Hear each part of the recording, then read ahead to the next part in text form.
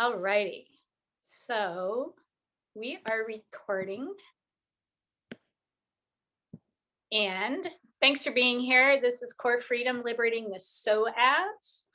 Um, I would like to just go over a few basic principles. If you watch the little videos, you've heard this recently, but try to remember it's so important to keep those movements so small, so slow, so curious in the body.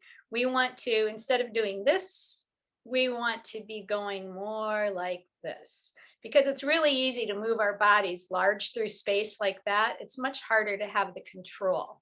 All right. But always keep in mind there should not be any pain in this at all.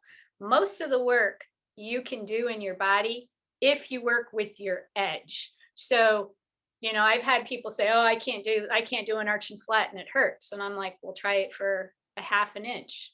Like, "Oh, I can do that." I'm like, "Okay, you did an arch and flat and it was just a lot smaller." So see if you can find that little edge and just come up to it. I want you to really listen to your body and what your body's telling you, not what you're telling your body to do. So that's really important. So one of the issues in the body is sensory motor amnesia. And sensory motor amnesia are all the places that we in our body aren't using properly. We've forgotten how to control the muscles. So you might see like shoulders hunched forward or shoulders drawn back with the back arched. You might see one side of a shirt and psoas is if one hip is higher than the other, not if a shoulder's down and a hip's up, but just a hip higher. So, for example, women who carry babies on their hips for 5 or 10 years or something, when they have a bunch of kids, they will actually develop a shortened psoas on that side of their body, and that hip will be permanently higher. So all those are examples of sensory motor amnesia. And when you find those places in your body that you haven't been controlling, a lot of times you'll be moving and then it just feels like it goes bloop and drops through space and goes on. That's because you don't have control there. Or you might feel it like popping or jig-jagging like that or something. If you're able to, try to find that space and move in and out of it just a little bit, kind of like you're cleaning a window, polishing it up. You just want to see if you can gain a little bit more control like that. But other times people will find that sensory motor amnesia, when they have found those places in their body and when they get some of that release of those chronically tightened areas, there may also be an emotional release. So I've heard people start giggling in class and they're like, "I don't know why I'm giggling." People might get really sad. They might feel a little emotional, get teary or weepy. So if you feel any of that, I would just encourage you to let that go, and not dwell on it. The other thing I want to point out, and I'm going to move back a little bit to show you this, but I really want to get clear on these terms so you know what I'm talking about. You're not going to see the top of my head here. Okay. So when people say put your hands on your hips, this is what they have you. This is what you do. This is really not my hips. Right here are my hips. My hips are where these bones enter into my pelvis. This is not my hips. So I try as much as I can. If I would ever say to you, put your hand on your hip or something, I'm trying not to say this. I'll say pelvis. So I'll say if you put your hands on the top of your pelvis or the crest of your pelvis. That's how the language I'm trying to use. So when I talk with you about your hip, I'm really referring to this. So if I'm talking about paying attention to the back of your pelvis, your sacrum is back in here and right in here. And this area here is the back of your pelvis. All right. So I just want to make sure that we're clear on that language because it's important to really differentiate that and to understand that in our bodies. Now, let me first of all, give me 1 second here.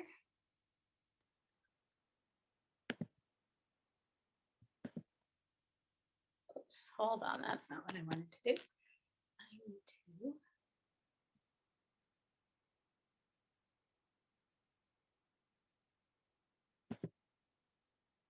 there.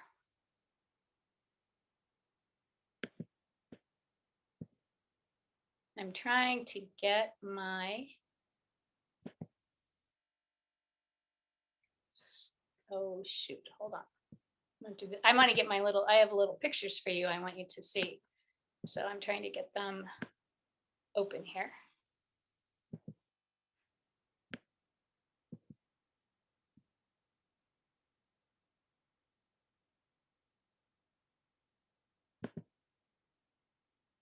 All right. Get back to Zoom, to my screen share.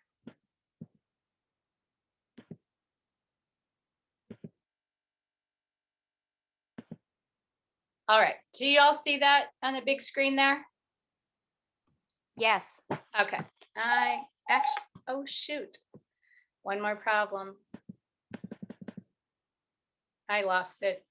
Give me a second again. Stop sharing my screen. Am I still sharing it? No. Okay, good. I'm sorry. New technology for me. I don't have my camera.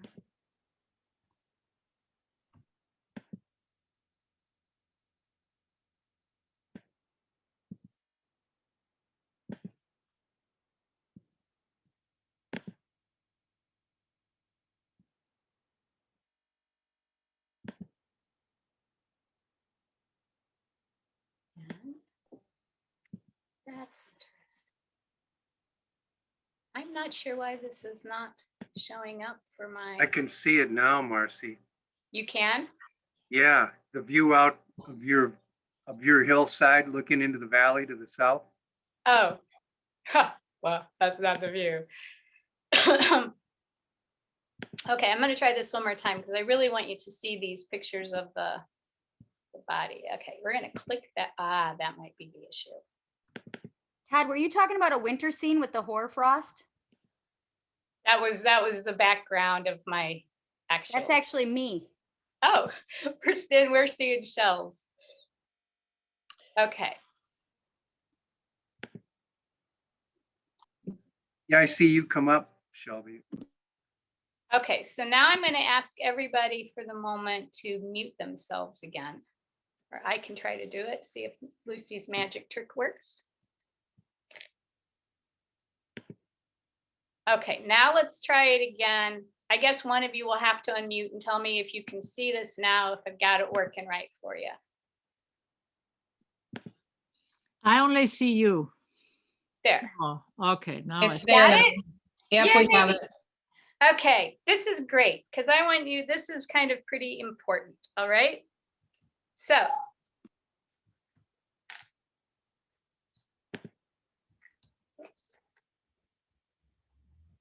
to begin with, can you see right here? This is the iliac crest. That's when people say to put your hands on your hips. That's the piece that they're normally talking about. Okay. So there's this muscle right here, and that's the iliacus, or there's different ways to pronounce it, but iliacus is the best that I can do. And coming down here in this body, this is a psoas major. Okay. So there's two parts of the psoas. There's the psoas major and the psoas minor. Now, the reality is, in some people, and that's a whole nother discussion, but in some people, there's only one psoas. That's good. Those people are really lucky. They don't have many problems in their bodies. But here shows you how this right here is the psoas minor. And there's a big tendon that connects it. And so that is connected to your pubic bone. Okay. And then the root of the psoas is right here on the inside of your leg.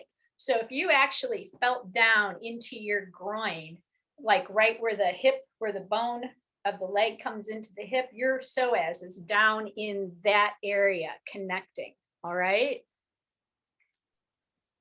So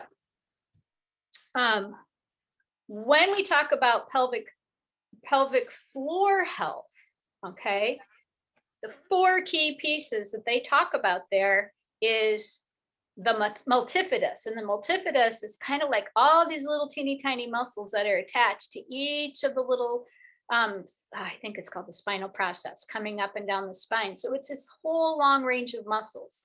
The pelvic floor is here, and it's actually a group of muscles as well.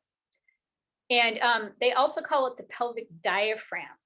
Then underneath another layer of muscles deep in the body, these are muscles that go back and forth called the transverse abdominis.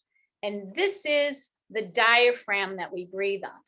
So when we inhale in our, so this whole region in the body acts like a canister, okay? And it helps hold internal organs, but it also is moved by our breath. So when we inhale, that diaphragm at the top and the pelvic floor diaphragm are supposed to work together and go up. And when we exhale, they release and come down some. So that's how they're supposed to work together. Okay. Now,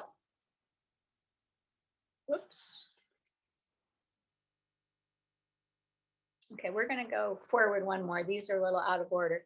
Okay, so in through here, up here where the traps come down in the body, on T4 in the spine, on the back of the spine, our psoas comes up into our body and it connects to vertebra in the spine and it ends at T14.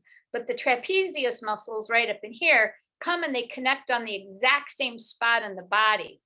And that's kind of, I'm going to go back here. That's pretty important because it's two major pieces of the body that are joined together. So for perfect example is that in my body, I used to sometimes be nauseous for a few days and I couldn't figure out why.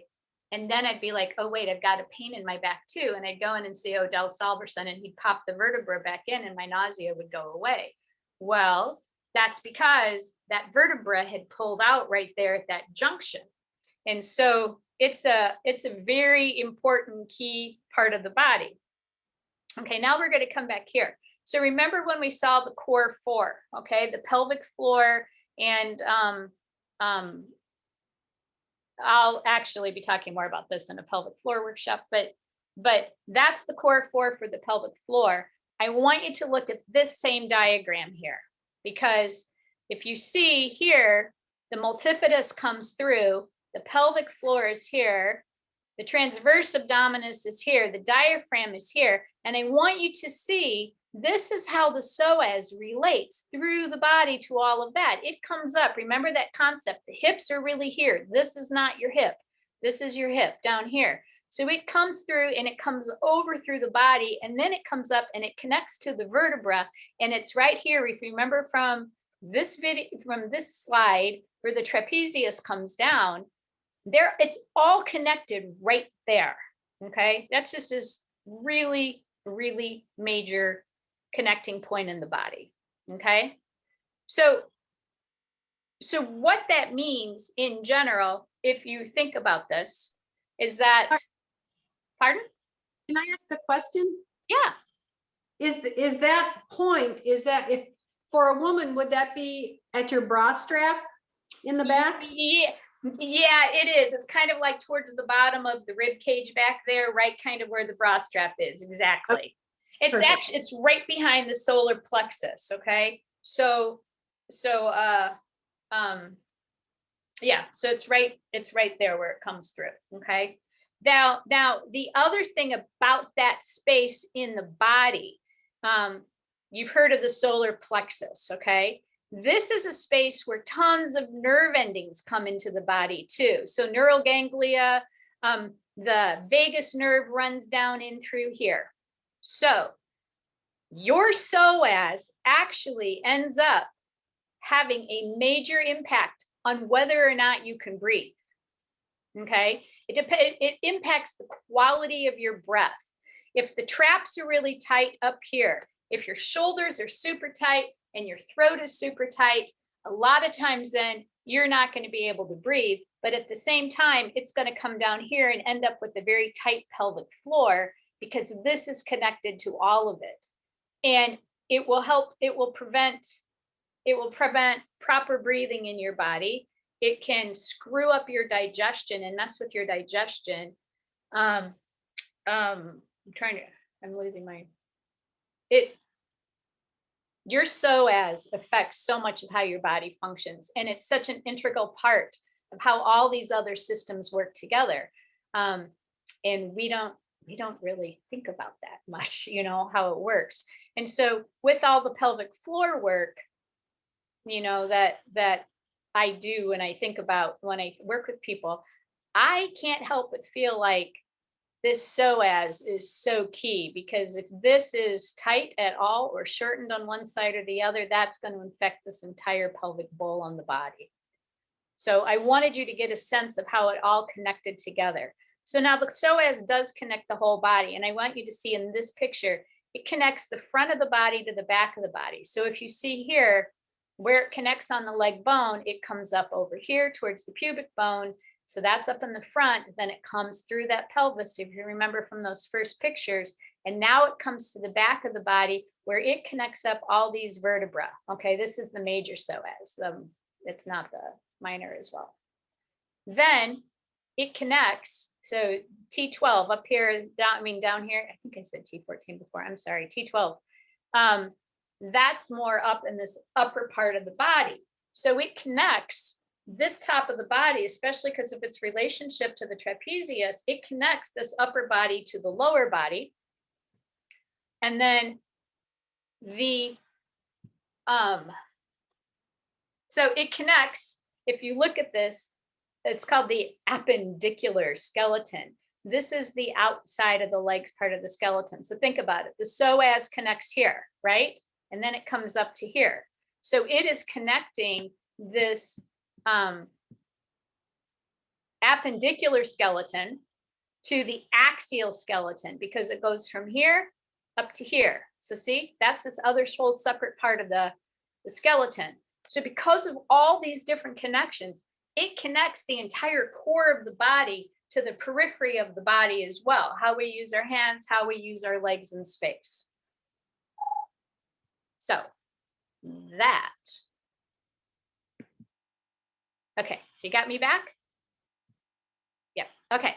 So, oh, you know what? There's one other slide here. Do I still have that? Let me see. I want to find one more, see if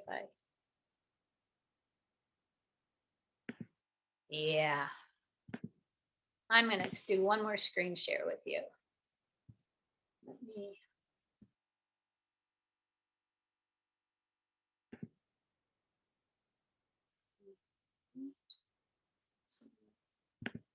Share screen. Okay, here we go. So if you believe in the chakra system, if you believe in the energy system, okay, the solar plexus, which we think of as our power center and whatnot, it is located here in the center of our body. I want you to notice how the psoas links all three of these major energy centers together. Okay, so these are more, we know about the heart, we know about the upper ones. These are the ones, though, that on a certain level most inform our daily functioning in the world. Okay, so energetically, this is where my studies have been taking me to understand. I believe that the psoas is one of the key muscles in the body where we hold our memories and where we hold our trauma. So there's a lot of great books out there. I will try to actually remember to put them on your list when I send you all the detailed handouts from this. One of them is called The Body Keeps the Score. One of them is called The Body Always Remembers. But this is the area where I think we hold so much of our past and carry that with us. There is a man, I should have written his name down, but I worked with his work quite a bit. It's called trauma release exercises, that you do this work and you start kind of shaking in your body and shaking it off. And I've done it with a couple of you here. It's really profound. and I was working with it, but what I don't work about it, it goes against somatic principles because it hurts the body to do it. Like you have to physically like wear yourself out and kind of be rough and beat up the body to make it happen. But what would happen is um, um, afterwards, most people felt really good and felt really relieved, but sometimes they felt more tender or emotional. You may find that some of these pieces make you feel a little tender afterwards for today, or for a couple of days, and that's okay. But you're working with parts of your body that you haven't with for a long time. So I just want you to keep in mind that energetically, this is really connected. Now,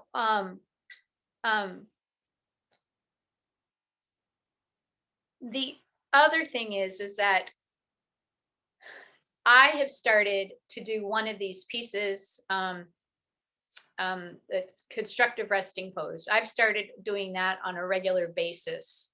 And at first, I was doing it every single day of the week for about 3 weeks. And then I started having these unbelievable releases in my body. And the last couple of weeks, 2 or 3 weeks, I've only done it like 3 times a week. So I'm not having the same release. I'm having great release in my body and it's good for it. But what was happening before, because I was doing little shakes and quivers and bounces, that only happens when I push it really hard and I do it every single day. It actually feels great in my body. But as a regular practice down the road, I think that out of everything we're going to do today, I think if you did constructive resting pose even 3 times a week for yourself, your psoas would just love you to death. Now, we often start like when we're sitting in a chair, we'll often have like on our backs, instead of sitting upright, a lot of times we'll start slouching back as we're working. So then we start developing contractions in our bodies. So when we sit back up, our whole body will be tipped forward a little bit, and then we'll try to arch back to compensate for it. Again, that whole notion of the baby on the hip, it'll cause that your body to develop a contraction in the psoas, so it'll shorten on that side. There's a lot of different ways that we impact our psoas. But a lot of times people there's a couple of ways that are really good signs that they're super tight. One is if you're laying on the ground completely flat, and you would feel better if you could prop your knees because your knees need some space.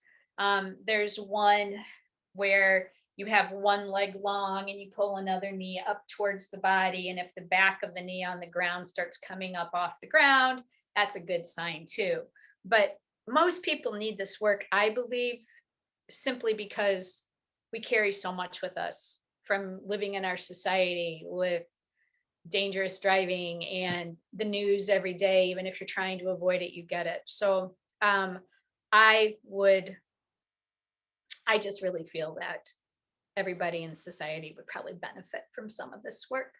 So with that, let's not spend any more time talking. Let me stop sharing this and let's come down onto our mats and get ready to begin our practice, okay? So hopefully you have something soft and comfy to lay on, and hopefully you can see me. Remember to unmute yourself if you need to. I will talk you through all of this pretty well. And I have it scheduled in here that we can maybe take a couple of breaks. We'll see how that goes. Obviously take care of yourself, but I hate to have you miss anything. So I'm just going to ask you first to all just start off by lying long on your backs. Legs unpropped, head's not propped. I just want you to check in with your body.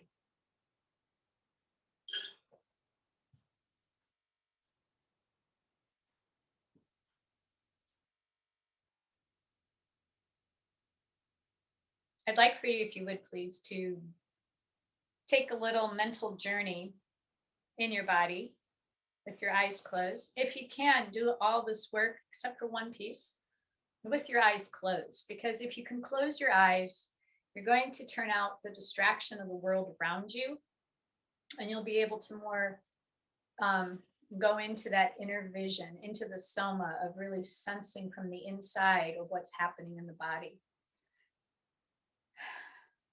So just lying there, if you'd start at the top of the head, just spend a little bit of time slipping down through the head and the neck and into the shoulders and through the upper torso. Noticing the arms. I just want you to pay attention to how your body is laying on the mat, how it feels there. Noticing what parts might be tight, what parts might be looser. See if there's anything specifically that's drawing your attention. And then if there's any one thing you can do to change it, go ahead and do that. Make a little adjustment or something. See if you can get your body as gentle and easy as it can be. And then try to take a little mental snapshot of this. See if you can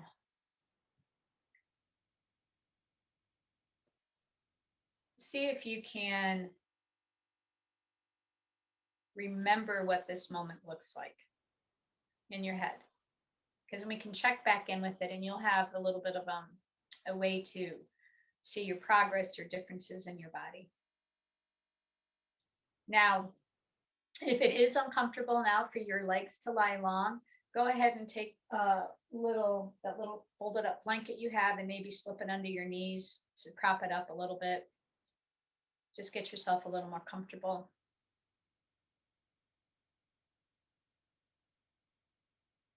And then I'm just going to ask you for a moment to place one hand on the belly and one hand on the chest. And I'm going to ask if you can try and see if you can direct the movement of the breath into the belly. So see if you can keep the hand on the chest quiet. And as you inhale, you only feel the belly.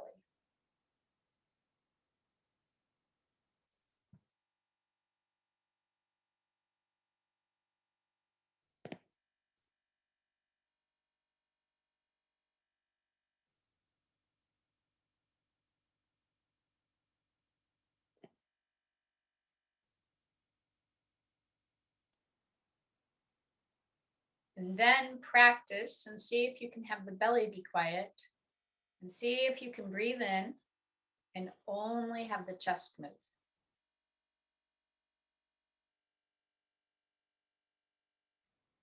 And one of those might be more challenging for you than the other.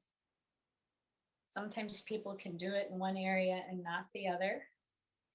It is a practice that you can eventually change. But if you are doing all your breathing into the chest all the time, if your belly doesn't move, if that's your natural breath, that is hard on the body and hard on you. It makes you more tense and more anxious in life. That's where people start breathing when they're scared, upset, panicking. So learning how to do a softer breath is really important.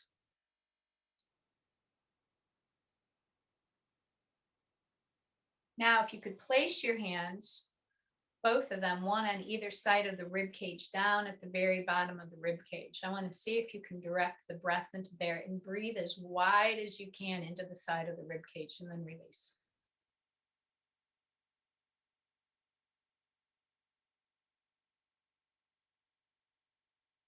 Now, sometimes when people talk about taking a diaphragmatic breath, they're talking about belly breathing.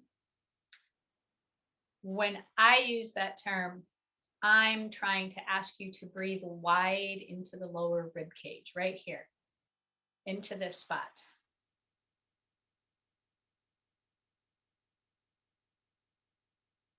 Okay, you can release your hands and put them wherever you want. And I'm going to ask you to exhale all of your breath. Try to get as much breath out of that container as you possibly can. And then when you go to inhale again, direct that breath down towards the bottom of the pelvis and allow that breath to come up. Let the movement float up the midline of the body all the way up to the clavicles. I want you to visualize as you inhale and then as you exhale. I want you to think of that motion of opening an umbrella and then closing an umbrella. So think of like the hand on the bottom sliding up the handle. And when it hits the lower part of the rib cage where it expands the widest, allow those ribs to really come apart and feel that breath go up into the lungs. And as you close it, you're going to feel those collarbones start to come back down. The ribs will start to release. The wide part of the ribs will become softer, and the belly will then release the air. So it's long, slow, deep umbrella breath. It would be lovely if we could get into a practice of doing this daily.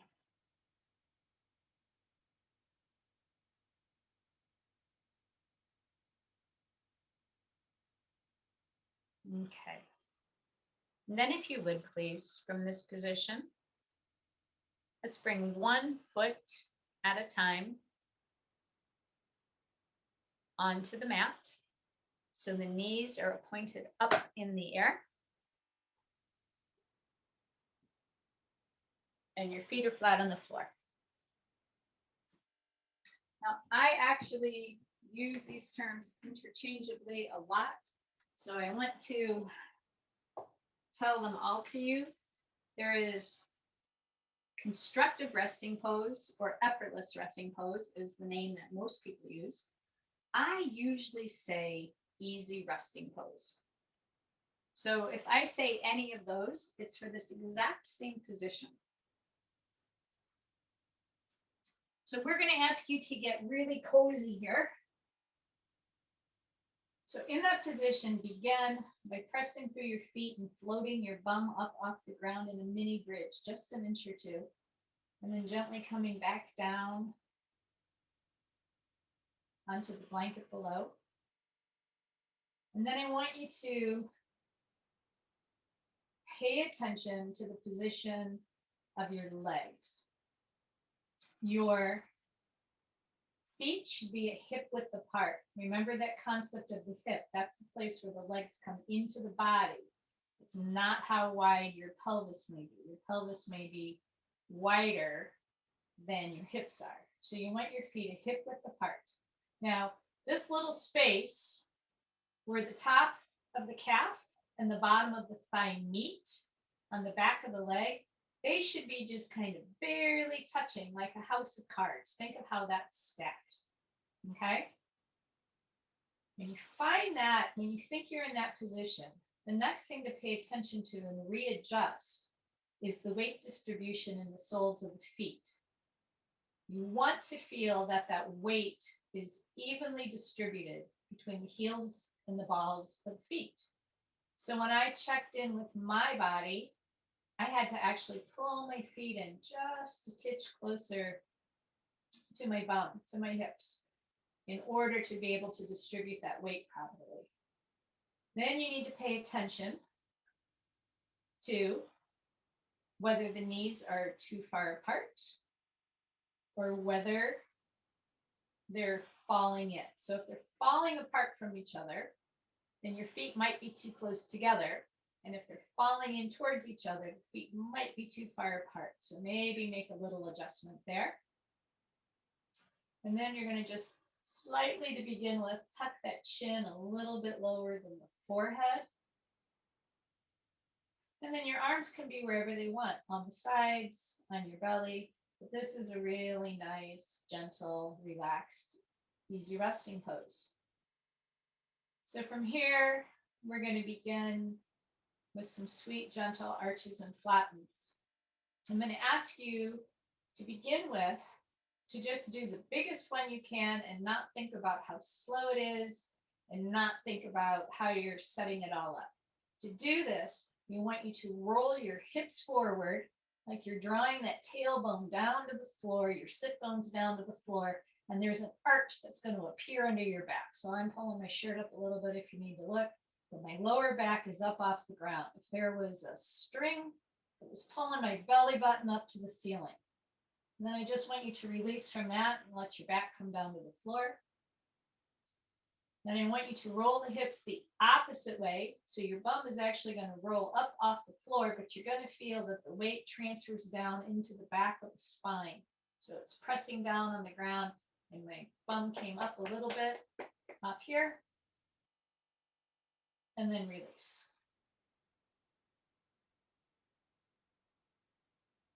Now press through your feet again and float your bum up and come back down. That was your body doing what you were telling it to do, going as far as it possibly could. Now I want you just to tune into your body, and I want you to gently, very slowly roll those hips forward. If you're actually watching me at all, you're probably barely seeing me move. You might not even notice my body moving.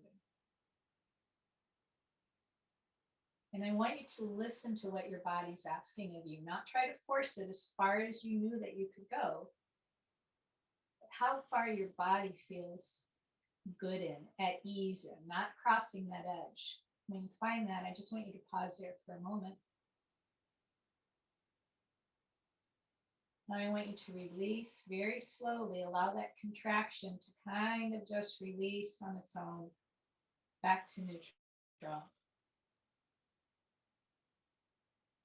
And then I want you to roll your hips the opposite way, like you're trying to draw that tailbone up towards your chest. Feel a little bit more weight connecting in the bottom of the heels, allowing those hips to roll up towards the torso. And really notice how that back is flattening down on the ground.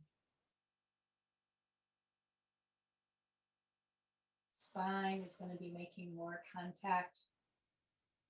And then allow that to release.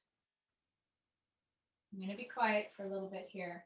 And I'm going to ask that you just really check in with your body and go small and slow. And keep in mind that even moving 1 or 2 inches is doing the arch and flatten. It can actually be much harder to do it much more small.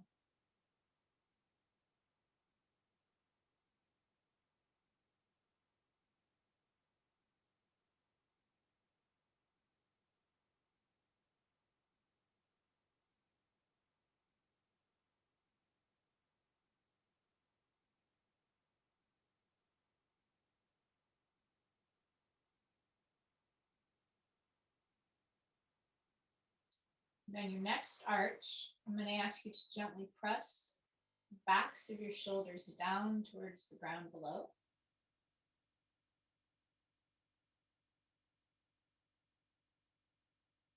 And then release. And this time as you flatten, allow these fronts of the shoulders to float up towards the ceiling above you. It's going to actually make a little C curve in the front of your body. Just notice how that feels. Roll those shoulders back and forth slowly with that arch and flatten. I never begin any work in my body without doing the arch and flatten and the arch and curl first. I mean the arch and flatten and the mini arch and curl first.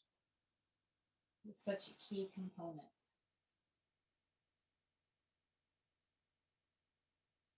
All right. Now, if you would please let your legs slide long.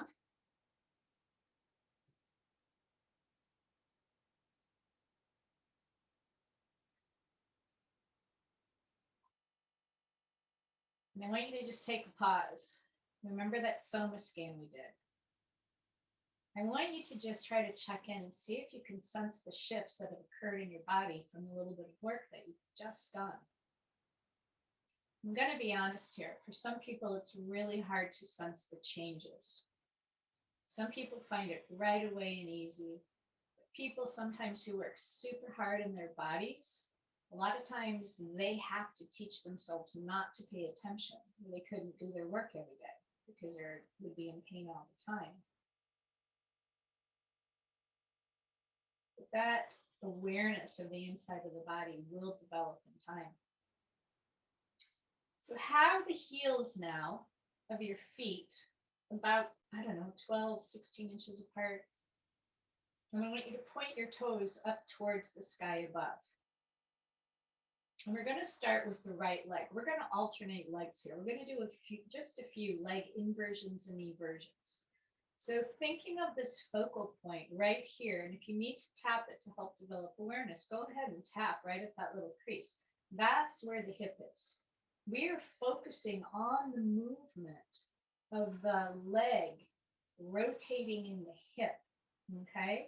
But the way to cue it the most easily is to pay attention to the movement of the foot. So this is one where when I'm teaching in class, I always see people moving through too quickly. So really try to move slowly. And I'm going to talk you through the first one on both sides. And I want you to try to see if you can go slowly enough that you can stay with me. And I am actually going a little faster for you than I sometimes like to work in my own body. So starting with the toes pointed up, remember to have an awareness of the movement of the leg and the hip. You want to allow the foot to roll on its heel so slowly, externally towards the outer edge on the right side of your mat or your blanket, trying to bring the right side of your foot down towards the floor. And just go as far as the body can roll without pushing and straining. And then pause there. And allow that to release. Back upright.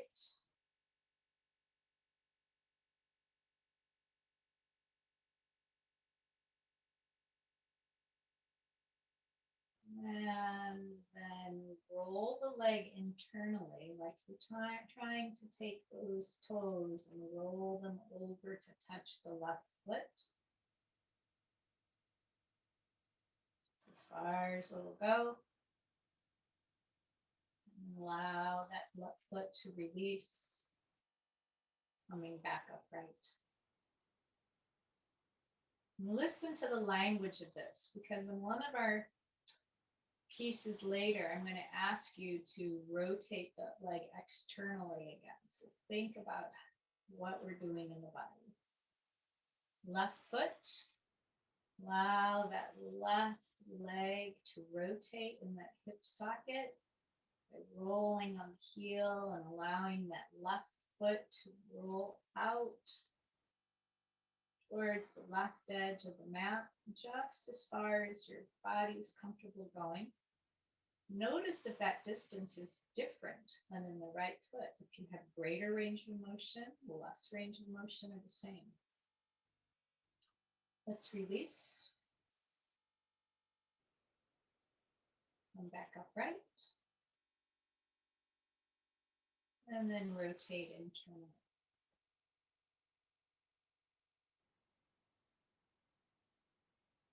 And then release and come back upright. You don't need to pause quite as long as we did, but I want you to do it one more time in each leg on your own. When you get done, hug your knees to your chest and then let your legs go long.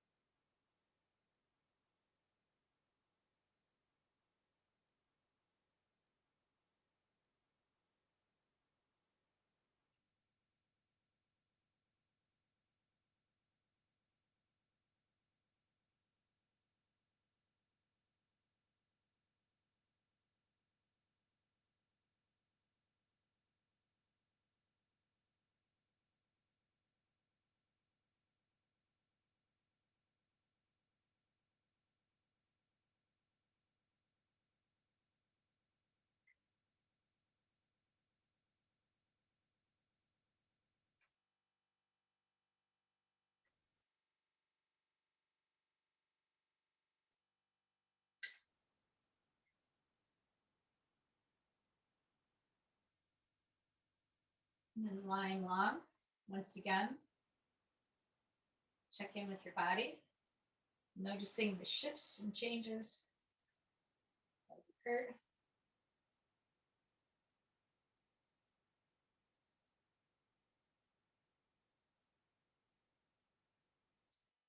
All right, so I'm going to demonstrate here a bit. We are going to do a practice. We're going to do a very short version of this practice. It can actually take much, much longer. And when I write up your instructions for you, I will tell you that you can repeat these movements and remind you that you can do them longer. So I want you to come back up. Well, you watch me to begin with, I'm sorry. But we want to start actually to begin with coming down, moving down on our blanket. So we're a little bit off because we're going to actually kind of be like an inchworm and go back up the blanket. So you want to come down a bit. One of the first things that we're going to practice is a thing that I call spandana, and in chronic resting pose, constructive resting pose, we want to actually bounce this midline of our spine back and forth. And it's not a slow motion, and it's not a huge motion like that. It's a gentle rocking. So instead of rocking left to right, we're rocking top to bottom. And we just use the pressure in our feet to bounce like that to do it. We're going to be bouncing in this little spandana for the whole practice. Okay, so that's what we're going to start with, practicing a little bit. When we go to actually do this piece, we're going to take that little towel that we got, and we're going to roll over to one side, and we're going to move our bodies in such a way that at the very top of our shoulder blade, we're going to be resting on that little rolled up towel, just a little bit of sensation there. And we're going to bounce through our feet, and we're going to allow ourselves to feel that. Okay, now I'm going to go through this very quickly now. Once we start to feel that, we're going to bring our arms up overhead. I want you to notice it's like a heart shape. So the fingers are barely touching, the hands are limp, and we're bouncing like that. And then we allow the arms to come overhead towards the floor behind us as we bounce. And then we are going to let them come back up. And then we're going to allow the right arm to lay down and the left arm to come, keep bouncing down by our chest, and roll our head over to look towards in the direction of the hand that's open on the ground. Allow that arm to come back up. And we're going to move the left arm out. I'm going to bring that back up. Now, if you're doing this at home, you could repeat that in the same spot 2 or 3 times. We're only going to do it once on each side and then bounce for a little bit longer. And then we're going to pause, and we're going to do that little caterpillar walk up. So now we want them in the middle of the shoulder blades. We're going to repeat that whole bouncing. Then we're going to do another little walk up. So now these are lying right underneath my shoulder blades. We're going to keep bouncing there. So remember the multifidus, all those little muscles along the spine. Remember how that psoas comes up and connects there in the traps that we looked at. This is called hydrating the psoas and the spine. So it just helps bring the blood there and helps wake that up in the body. So after we're going to bounce here, doing this with the arms, we're going to push up a little higher. So this is a couple of inches further down, but it's not quite at the top of the pelvis. It's going to be different in everybody's body a little bit. So we're going to have to kind of work hard together here to stay together. We're going to bounce here. We're going to repeat it. And then we're going to actually have to press through our feet. We don't have to slide our body anymore. And the place where that arch is in the body, that's harder to get the sensation. So when that happens, we're going to hold on to our knees, and we're going to do the little bouncing motion this time by just pumping our knees with our hands. And for you want to find a golden spot. There's a couple of different areas that you can move it to. Oh, that's a little better in my body. So you want to bounce there. And then when we release that, we're going to bring it down a little bit lower. And I want you to play with it. You can try it down here, try it up here, but we're down closer to the sacrum. So we're going to just bounce here and not move our arms. And then we're going to bring our feet out a little further. And then we're going to bring our feet a little further away. And then our legs are going to be long, and we're going to bounce by pumping our feet on our heels just for a little bit.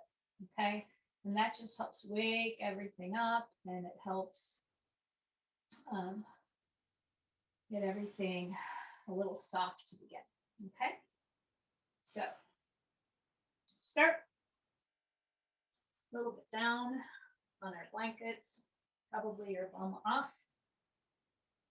Take your little towel, put it under your back with your shoulder blades on it, just at the very top. Lie here before we start the arms. Gently pump through the feet. Check your instructive resting pose. And just notice that little beat back and forth. Now, if it's too much work in your body, if it's hard on your shoulders to have the arms overhead, don't do that piece. Or if it's fine here, but it's hard if you try to bring them down towards the floor, then don't do it. Just leave your arms to the side. It'll be fine. But if you can, bring the arms up overhead, over the chest, hands limp, kind of a loose heart shape, and gently do that little tiny bouncing motion. I find it so sweet in the body, so comforting. And then just let, as you're bouncing, the arms drop back towards the floor behind. And allow them to come back upright. And then allow the right arm to come out, down towards the floor as you keep bouncing. And then allow the head, if you're able, to just roll towards the right arm.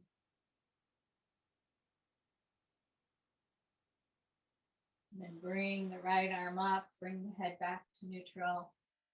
And then allow that left arm to open up, the head turn towards the left. The right hand is bouncing above the chest. The left arm comes back up. And then gently walk shoulders up so that now that little band is in the center of the shoulder blade.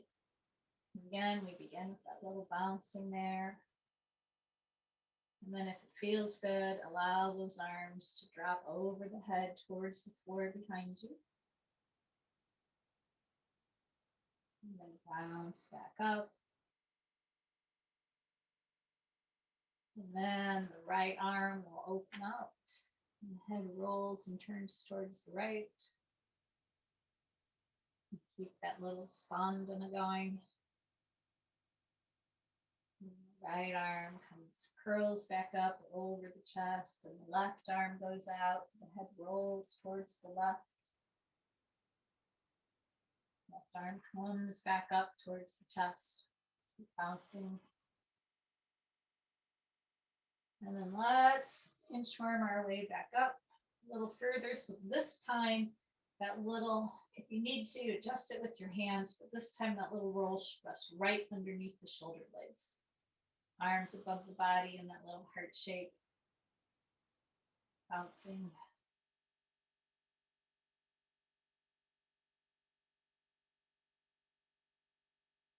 And then drop the arms towards the floor behind. Let them bounce back up. Right arm opens to the side, head rolls towards the right as if you're looking at it. Bring the head and the arm back up. Left arm goes to the side, head rolls to the left.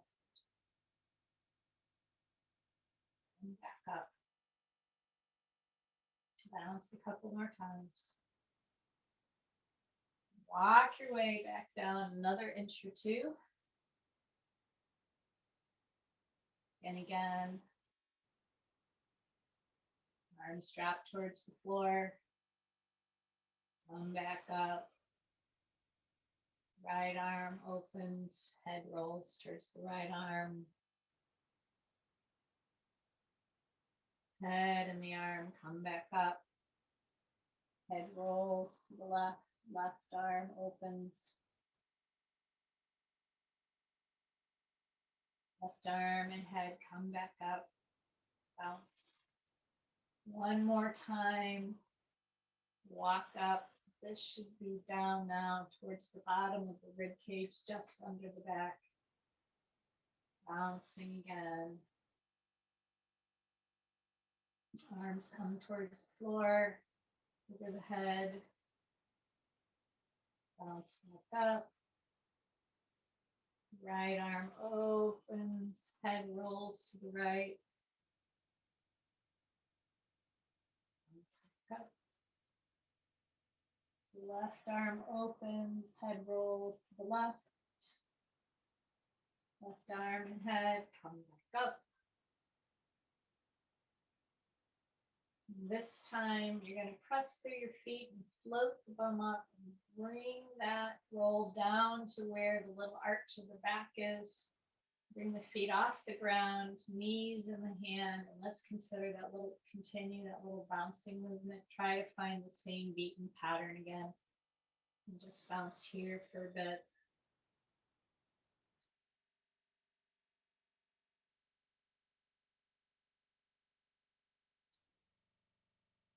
Letting the feet come back down to the floor, pushing up again through the feet a bit. Bring that down further under the sacral area. But try it in a few different spots. Come up and down on it until you find the part that makes you go, ooh, that's the spot. You find that. Bounce here.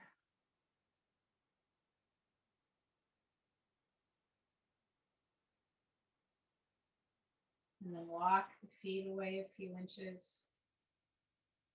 Continue bouncing. And keep walking the feet away as you bounce.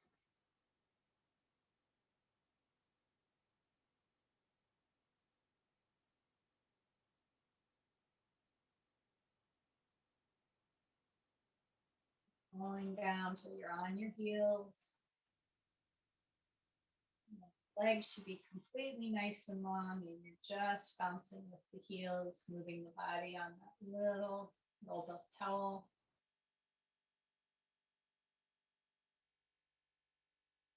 And then bring your feet back up into easy resting pose for a moment and press through the feet and pull that little towel out.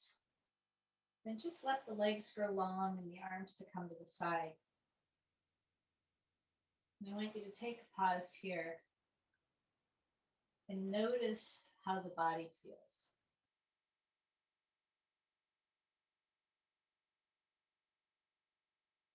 I want you to notice any changes.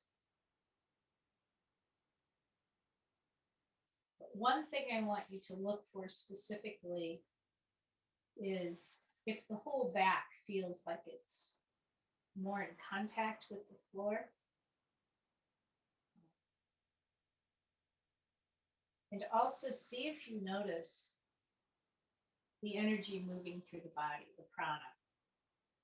Usually after doing this, you have much more awareness. It feels like your whole body is a little bit more tingling and alive, and softer, but more energetic. I just want you to see if you can find that.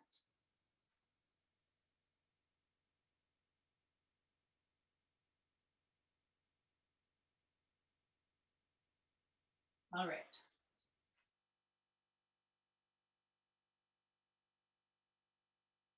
So let's come back up again into easy resting pose.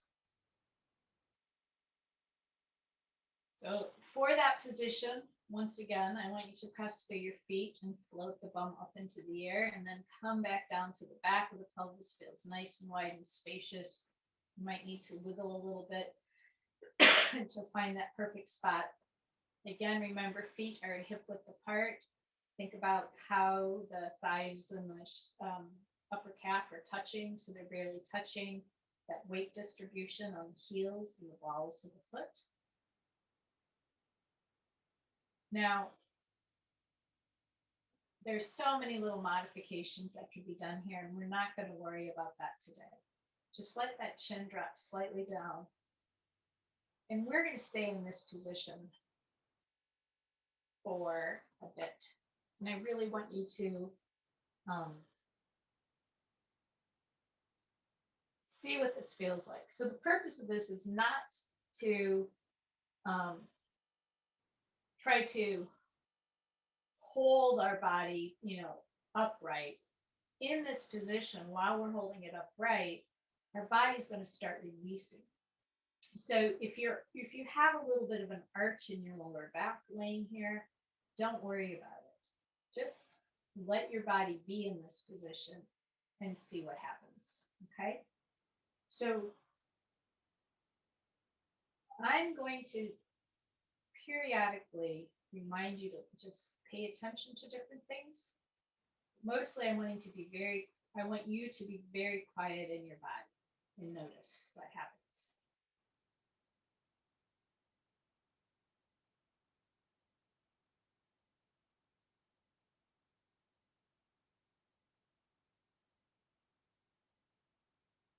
Constructive resting pose in and of itself.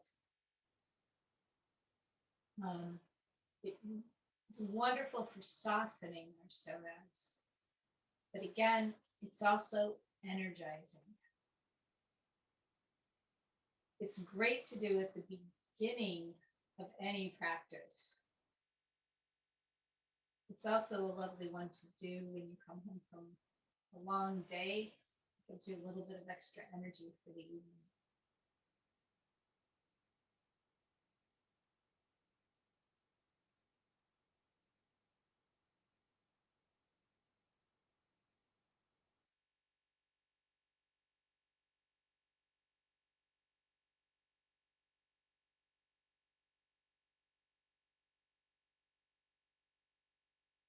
Having looked at the pictures of where the psoas is located in the body, I'm going to ask for you to try to visualize where it is in the body. And try to breathe into all of that space.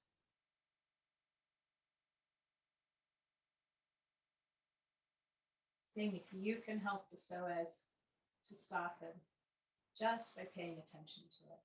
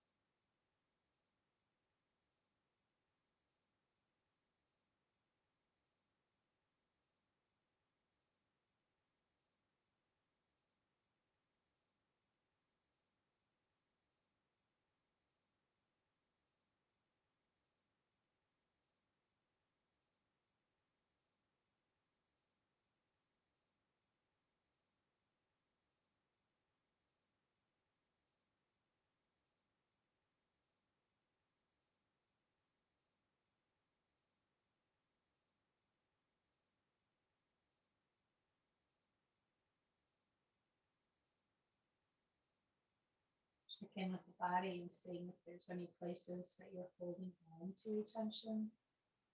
You can allow to consciously release.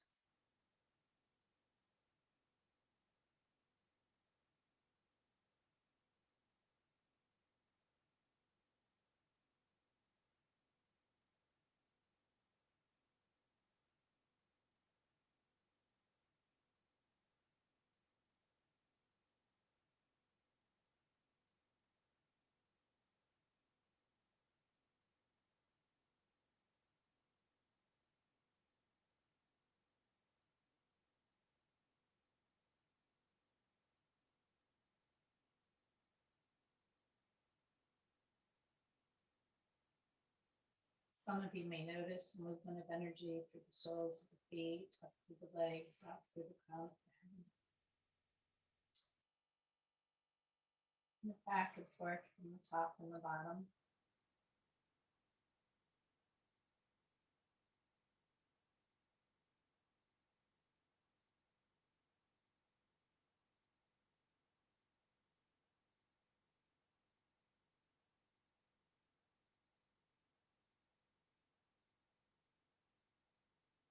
And you notice the small of your back softening and flattening.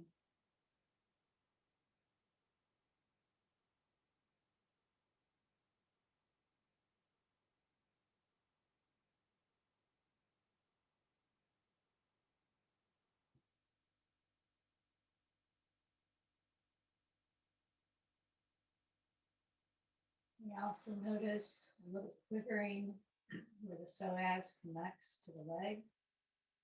Just be curious about that.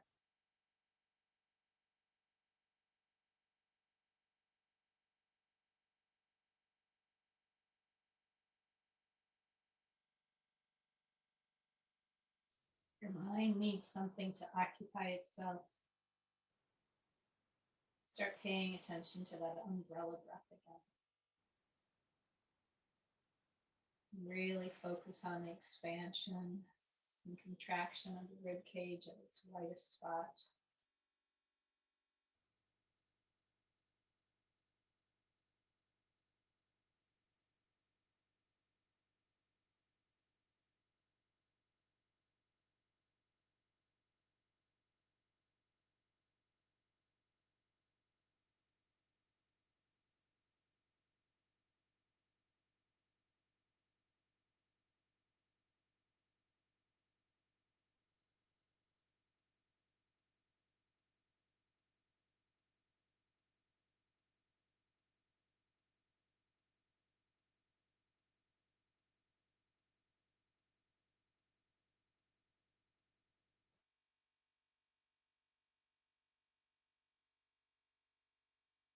See if you can feel the movement of the pelvic floor with the breath.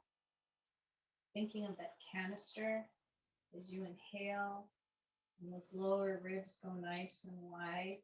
That diaphragm is moving up towards the chest cavity. And the diaphragm and the floor of the pelvis is also moving up. And when you exhale and it relaxes, you should be able to feel that pelvic floor relax as well.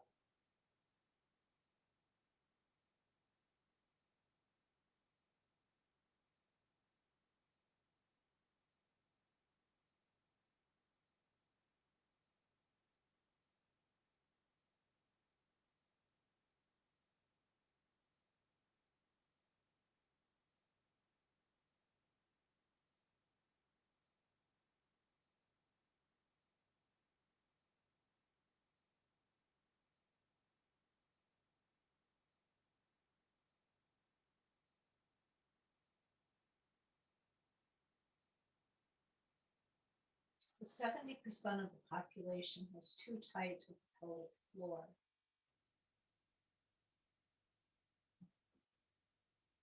And see if you can notice if you are clenching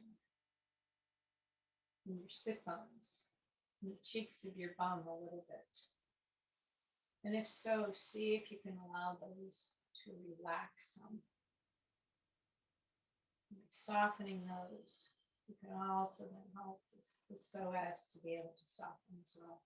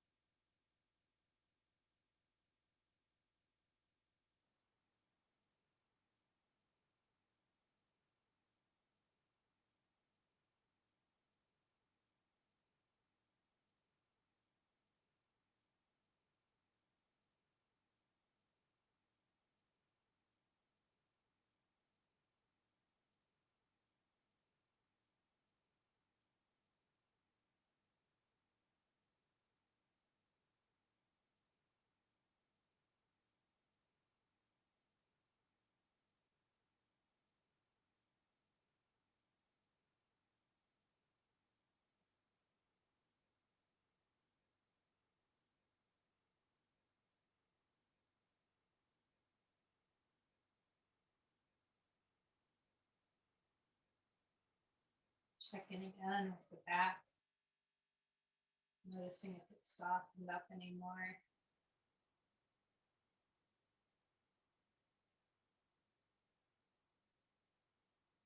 Sure that you're not holding on to tension in the shoulders from a habit, releasing them. Maybe even just allowing that mouth to relax and release and hang open.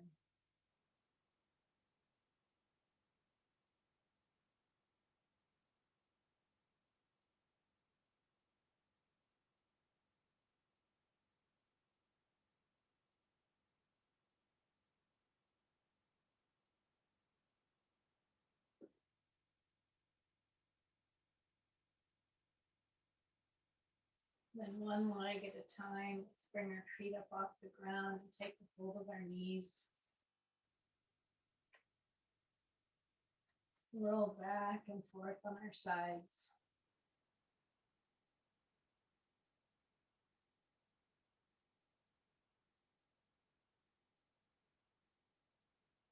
And then for a moment, allow our legs to grow nice and long. I always am amazed.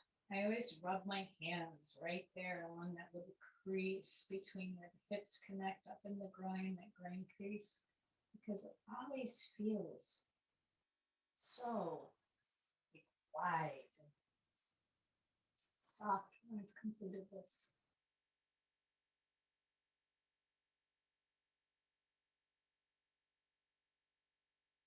So bringing the feet back up into easy resting pose.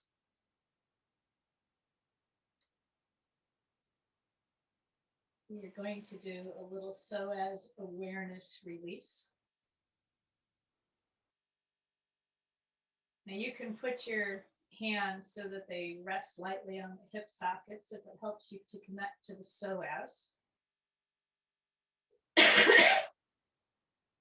In this position, the purpose is not, we're going to be extending our legs long, but the purpose is not to extend our leg all the way, nor is it to try and hold that pelvis tight to keep it from moving. But we're trying to here to learn to voluntarily release the psoas, okay? So we're going to start with the right leg. Now this time you're going to have to slide your foot on the floor. So you might need to, if you're on a mat that's not going to slide, you might need to hold it up. You might want to maybe put on a sock if you need to make your foot slick if you have a hardwood floor underneath. We're going to lengthen the leg, but we're going to do it slowly to begin with, okay? I'm going to ask you though, remember we talked about it's not to try to hold the pelvis, but only extend the leg as far as it can without moving the pelvis.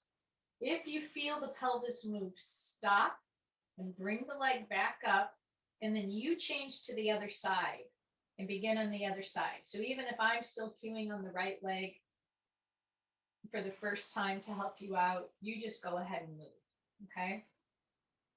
So what we're gonna do, you're gonna start in constructive resting pose.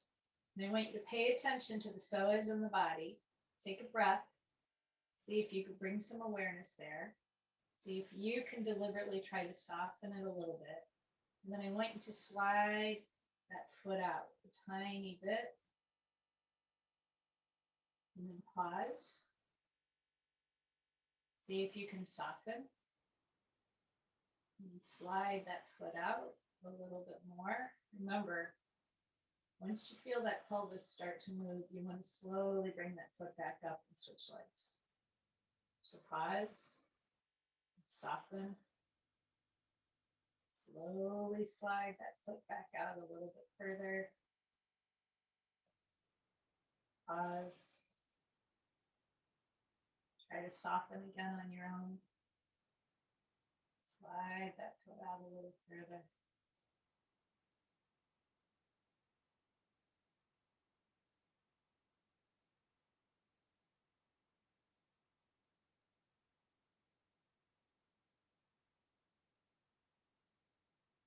Remembering it's that pause, soften, slide further. And that pelvis tips. That's the point that you stop. Bring it back up and go to the other side. And do this back and forth between both sides of the body. The only cues I can give to help are reminding you to soften, move, and pause. Because each of us will be in a different place on our body.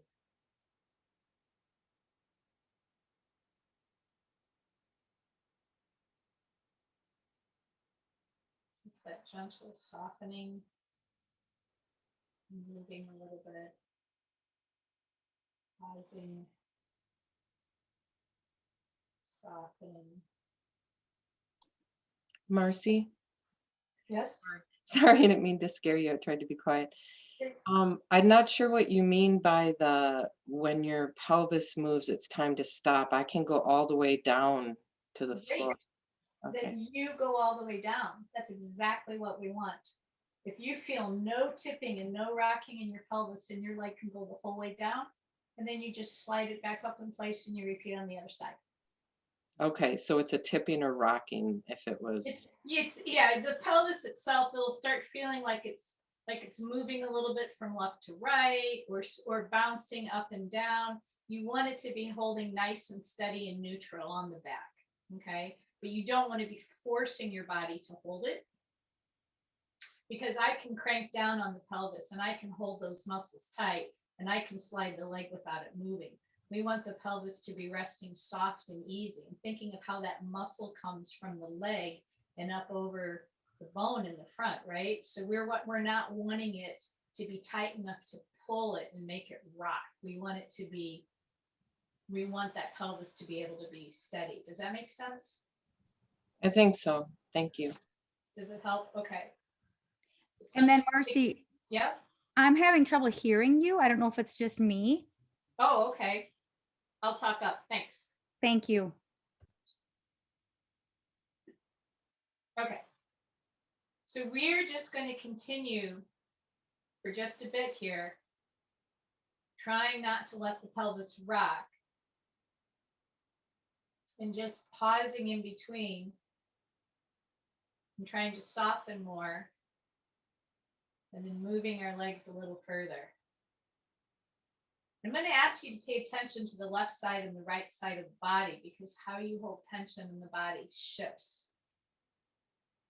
And so by way of example, I'll hold the left side tighter than the right side. So when I soften, I'm not just softening, thinking of the psoas. I have to actually let my traps go again on the left side of the body, because I'll start to tighten up there.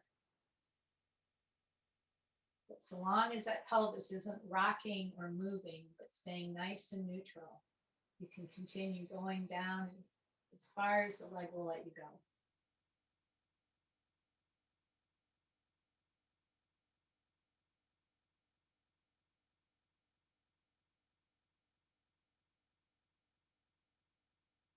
And that foot can just slide back up each time.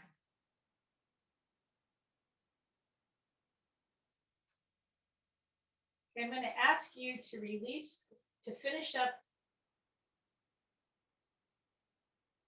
I want you to finish it up so you feel balanced on both sides. So we started with our right. So finish one more on your left when you're done with the right. And then you can hug your knees to your chest or move your body however you need to let it go.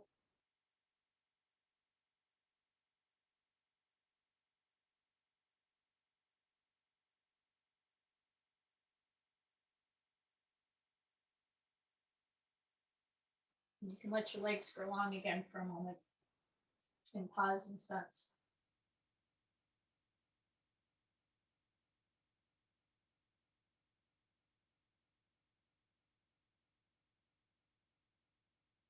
You might notice a feeling now that even your tailbone might feel like it's curling more inside your body. You might feel like your bum is starting to get softer onto the mat.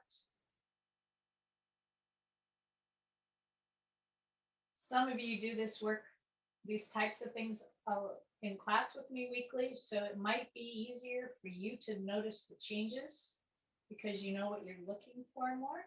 You're more used to it. Your body's used to it.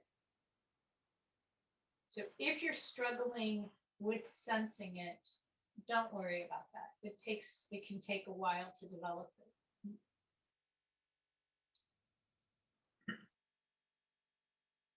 Okay, let's come back up in easy resting pose. And let's do another arch and flatten here.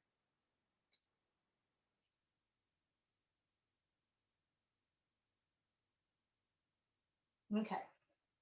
So in constructive resting pose, what we're going to do now is we're going to deliberately roll our hips forward and go into an arch. Then I'm going to ask you to take that right foot and that right leg and lift the right foot off the ground, which is going to cause that knee to tip into the chest, just as far as is comfortable in your body.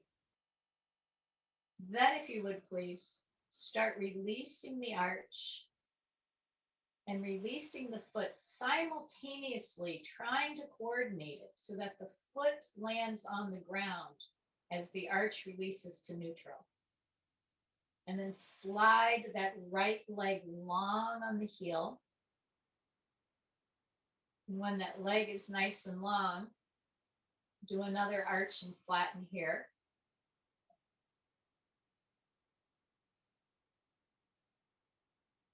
And then I want you to rotate the foot externally, rolling the toes out towards the right.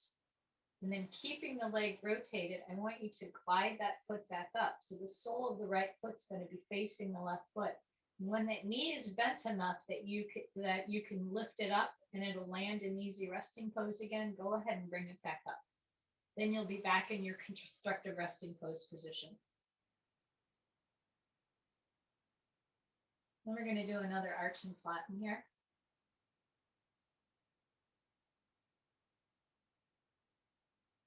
Going back into the arch. This time we're going to bring the left foot off the ground.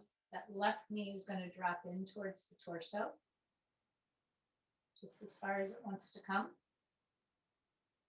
And slowly release the arch.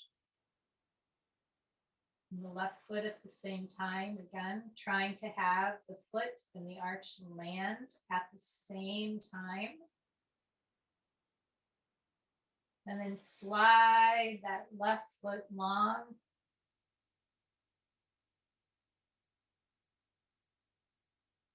Go ahead and take another small arch and flatten here.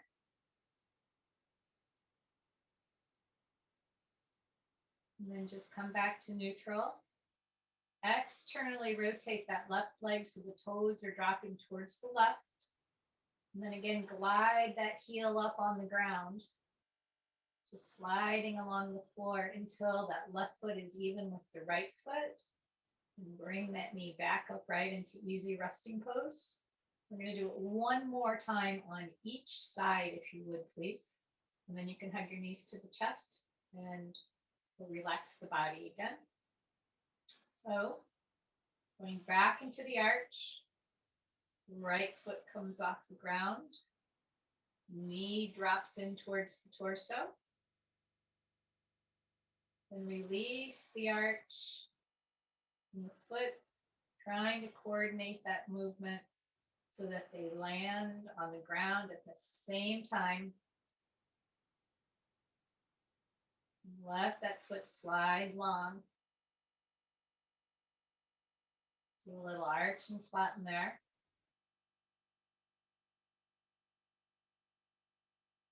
Roll that foot externally. Slide that heel back up. Right foot's even with the left foot. Bring that knee back upright.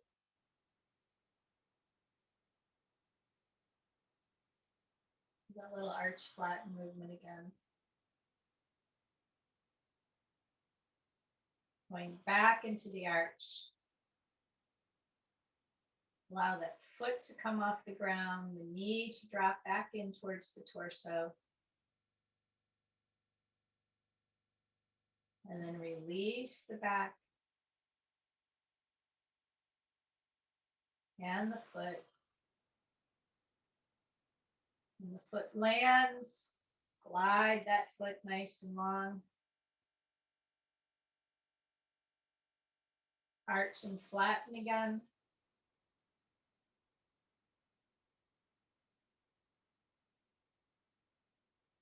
Externally rotate that left leg so the toes are dropping out to the left, sliding the outer edge of the left foot up along the mat until it's even with that right foot, bringing the leg back up into easy resting pose, and then releasing the back in any way that you need to. I like to always hug the knees to the chest and roll the back out.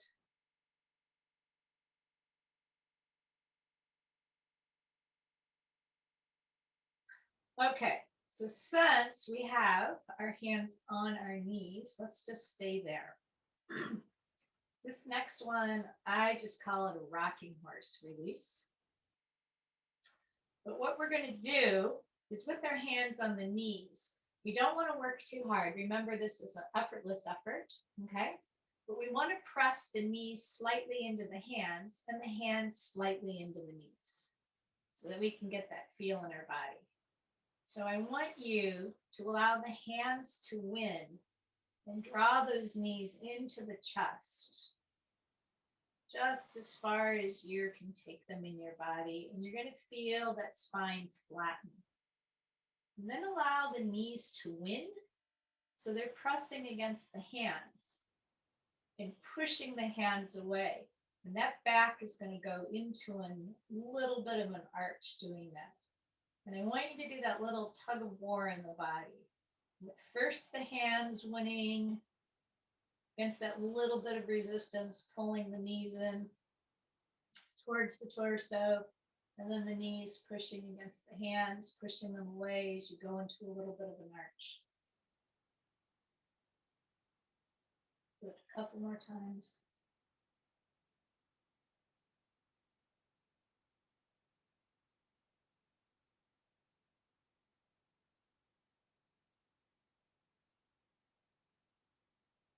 All right. So now really hug your knees back into your chest again. And I'm just going to ask you to stay curled up like that and roll over onto your right side.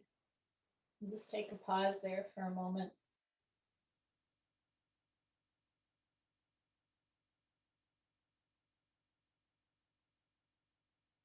And then we're going to push ourselves back upright into a seated position.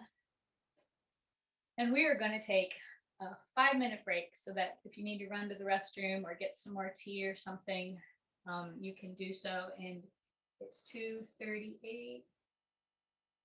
So 2:43, that's about 5 minutes. So pause this. We'll see you in 5 minutes.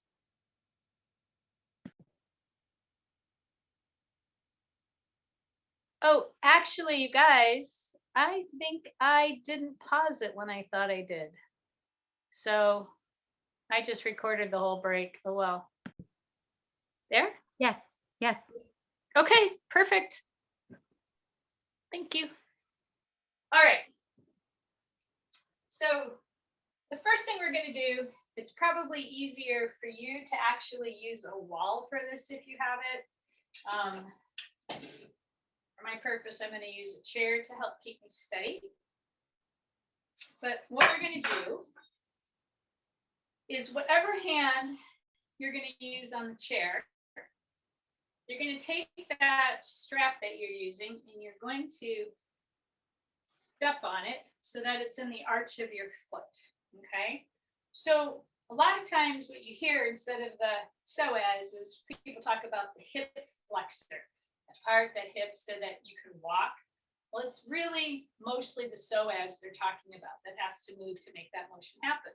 So actually, I'm going to hold on here. So what you're going to first do is you're going to have one hand holding on to something to keep yourself steady. You want to think about your pelvis in such a way that you're not jutting it as you're doing it. You're trying to keep that height nice and even. So with the strap, you're going to lift the foot up off the ground as high as you can so that the thigh will be parallel to the floor. But you don't want to just lift it up like I did. What you want to do is have the slightest bit of resistance with the foot into the strap so that you're actually working to bring that leg up. And then it's going to be a lot harder. So you may find that good enough might be not all the way up, and that's perfect for your body. And when you get to that point, then giving some resistance with the strap, we're going to push through the foot back to the ground. We're going to allow that foot, though, to land in front of the leg and transfer our weight there. And allow the psoas to release further. And then we're going to come back to position. We'll do it 2 times and then we'll do the other side. So, strap is in the arch of the foot. We're holding on to that strap. We're balancing ourselves with the other arm, not jutting our hip, not jutting our pelvis. A little bit of resistance with the foot, using that arm to lift the foot up, bringing that knee and foot up as high as we can with the thigh parallel towards the floor, just that perfect amount. And slow release, again with a little bit of resistance so the foot is pushing against the strap and having to work a little. Don't let that right side jut out. Foot comes forward a little bit so you can release a little further than it could if it came straight down. Let it land, come forward, put all the weight on it.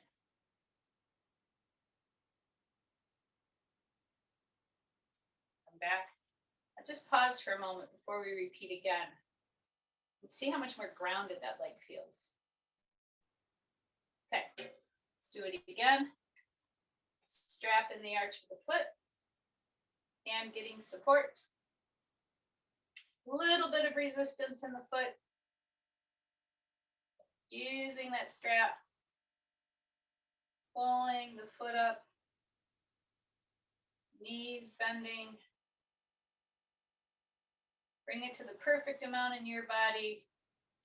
Going close to parallel with that thigh to the floor as possible. And again, slight resistance from the strap as that foot comes down, coming ahead of the right foot a bit so that you can release a little bit further. And stepping forward on the foot.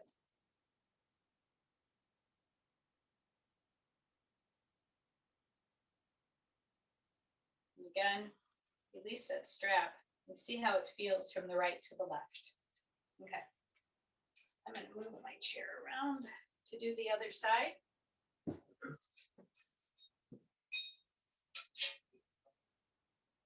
Okay. Now put the strap underneath the other foot. Get yourself balanced again with the wall or a chair. So a little bit of resistance in that foot. Use that strap. Bring that knee up.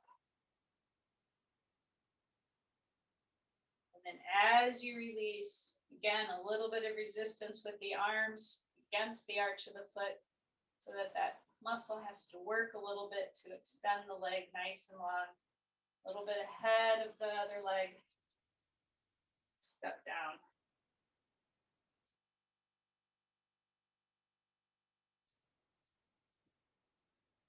Back. Now compare both sides. See if they feel a little bit more even. We're going to do it one more time. Create that resistance.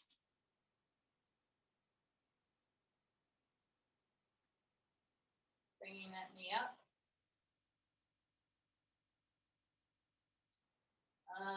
Back down. With that resistance, foot's a little bit ahead. Bring the weight down. Release that strap. Step back. Notice how that feels.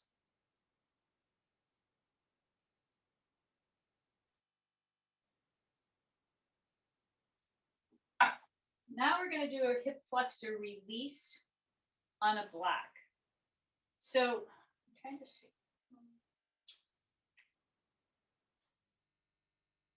I'm going to demonstrate this way so you can see me. You're going to be holding on to the arm or to a chair.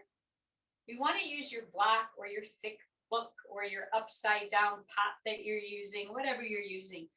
We want that away from the wall or the chair because we're going to release the foot that's between us and our support first.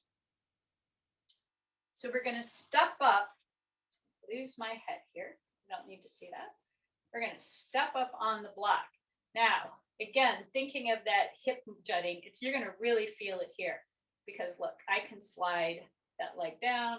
I can slide that leg up. So first actually play with that a little bit and notice how that feels. Then you can actually press through the foot. Just become more aware of those muscles. See if you can move it by pressing down. All right, so here's what we're going to do here. We're going to make sure that our hips are even. So before we begin, we're going to get up in that position, and then we're going to allow this leg to roll back and forth. I'm going to do it quickly just so you can see a little bit back and forth here. After we do that a few times, then I'm going to cue you, just like we did this last time, to draw that knee up in the air, bringing the thigh as parallel to the floor as you can. And then very slowly, we're going to release. You can probably see me better. So we're going to release. And then you're going to extend your foot behind you. Just as far as you can. Then come back down. So however you're supporting yourself, you want the block away from the support. A leg down hanging between the wall or the chair and the block. Again, don't allow that foot to sag down towards the floor. Don't want to jut that hip. We want to try to keep the pelvis in alignment. This is going to take a lot more work than the one with the strap. So first, let that inside leg just kind of do a couple of circles to loosen up. Now let's start lifting that left knee up in the air. And slowly release it down.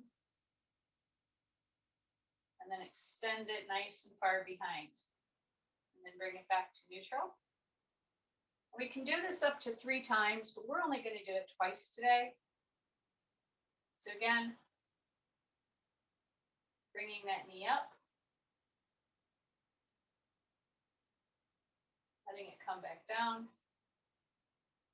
And letting it come long behind. and release. Come off the block. You're going to also feel it here on this side because you're doing so much work with this leg supporting your body. You come off the block, kind of shake it out. Now, if you fall in love with this practice, because I have to admit, I had a crush on it for a while, you can add load levels. And I will put notes on that, but I'm going to just quickly demonstrate that as you're giving yourself a little bit of a break here. So with this leg, I'm going to fake doing it, bringing that knee up, bringing the foot down. And then instead of extending it straight, you can take turns on either side and extend it more out towards the side behind you, one direction, or even have it cross like this or like this instead of straight back. That's a lot higher load, and that is nothing that should be done until you've done this work for a while. But I'll add that into the notes because a couple of years ago, I did this every single day because I really liked it. So if you find yourself doing it, you're going to want to experiment then with a little more load. Okay, let's get on the other side. So again, stand on our block. Don't jut the hip. Foot that's dangling, let it just go around in circles a couple of times. And now, trying to keep our hips balanced in line. Bring that knee up as high as you can without struggling too much, trying to get the thigh parallel to the floor. Release. And then let it come straight out behind, just as high as feels comfortable in your body. Bring it back down. Lift the knee back up. Long, slow release.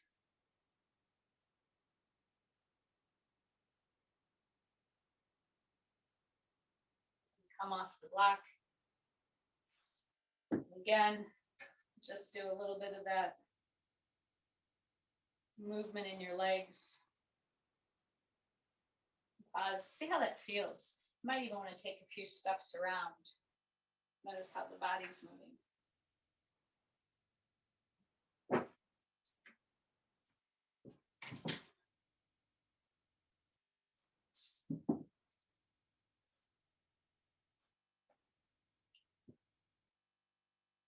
Okay. So we're going to come back down to the floor. We're not going to use this quite yet. We're going to do something else first, but you might want to have that nearby because we're going to do that as soon as we do our next piece. So we want to be able to have it somewhere close by to grab a hold of.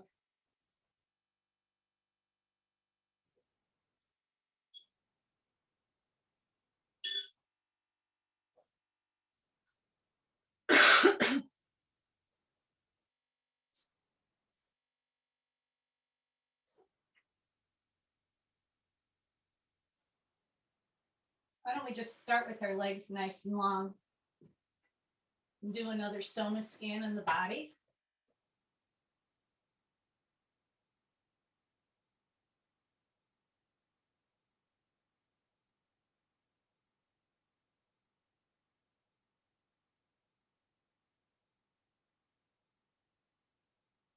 All right.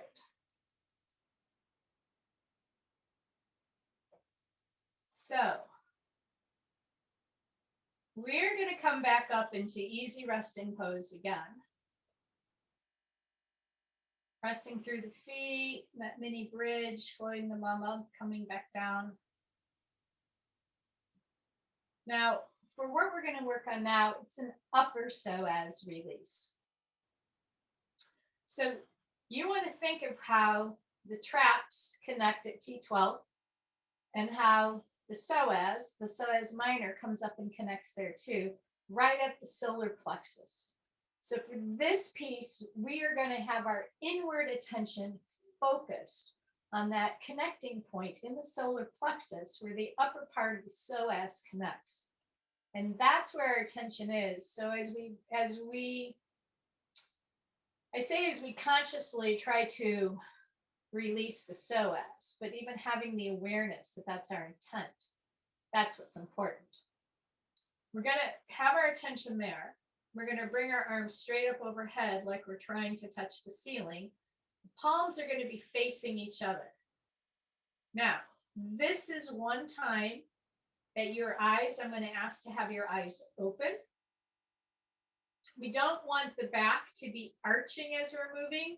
So if you need to, press to the feet again and float back down and see if you can keep the back in a more neutral position.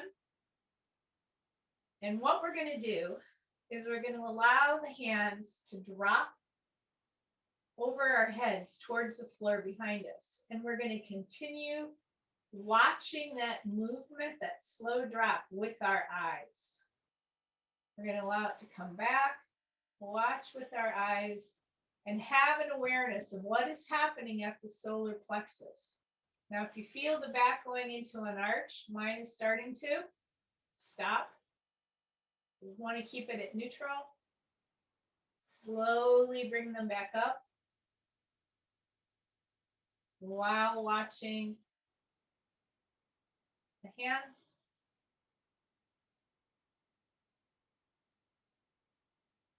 And then let's repeat. Again, as we're watching, as the hands are dropping, not letting the back arch. Keeping our awareness at the solar plexus, noticing how it's moving and shifting. Allowing a peripheral vision of our eyes to watch it. You may discover that you can go further before your body starts to arch the second time because you're already finding release.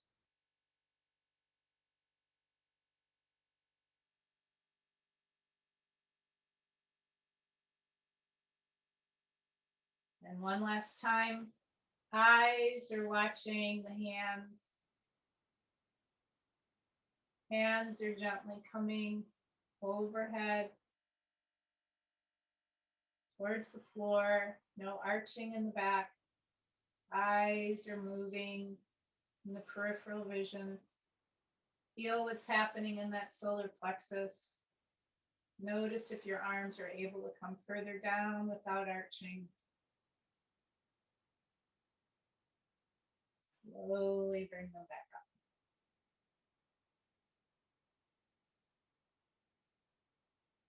And then let the arms come back down.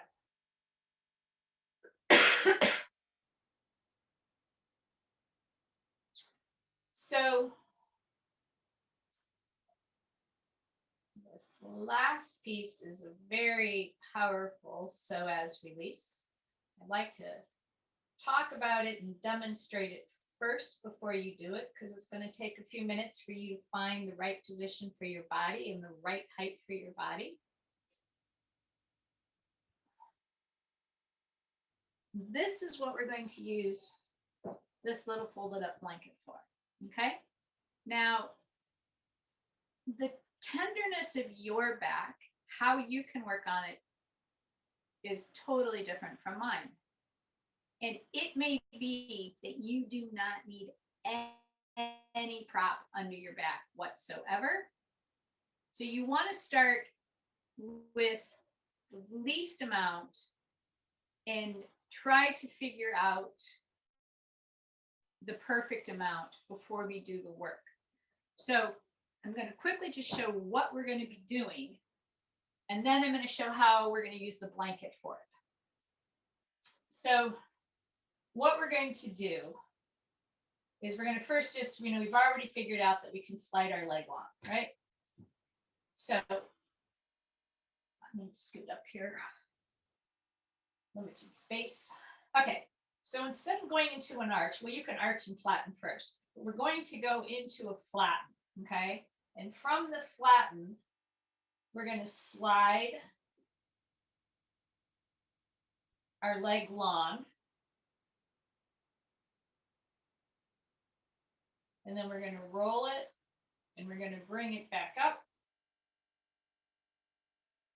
And then we're going to release the flatten. Okay, so we're going to try that first. Let's make sure I say this all right.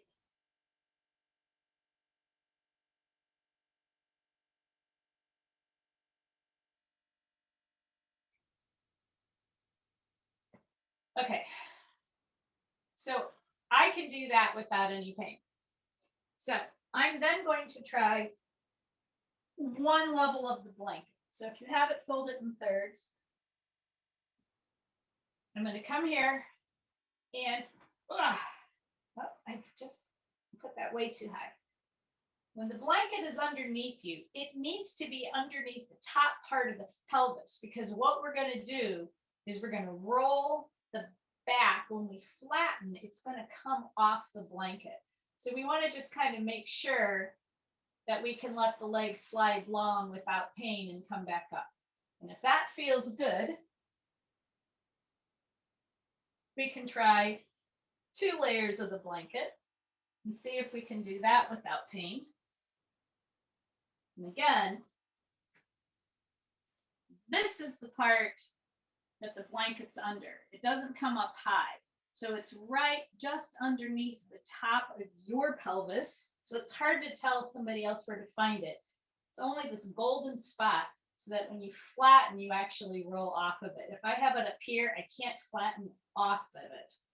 So when you flatten the back, you're going to try to slide your leg long again. Make sure there's no pain and no restriction. If that's good, great. You might want to stay there. The highest bit that we're going to go today is folding that blanket in thirds.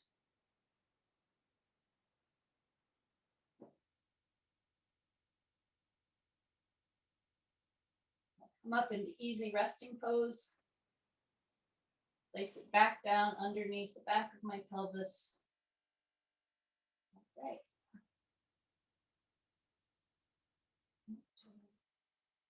Okay. There. So I can roll off of there now, and my leg can slide long. There's no pain. So I can take the third roll. Okay. So I want you to just first of all find out where you're supposed to be on that blanket again. Little bit of height, the one bit of height, bring the leg down, come back up, no pain, no problems. Try the double layer. The thickest layer is probably about 2.5 inches, maybe 3 at the most.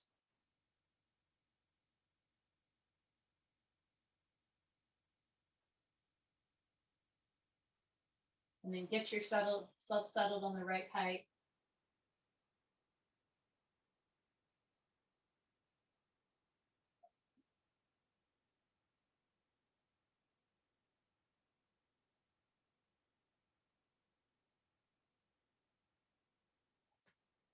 Okay.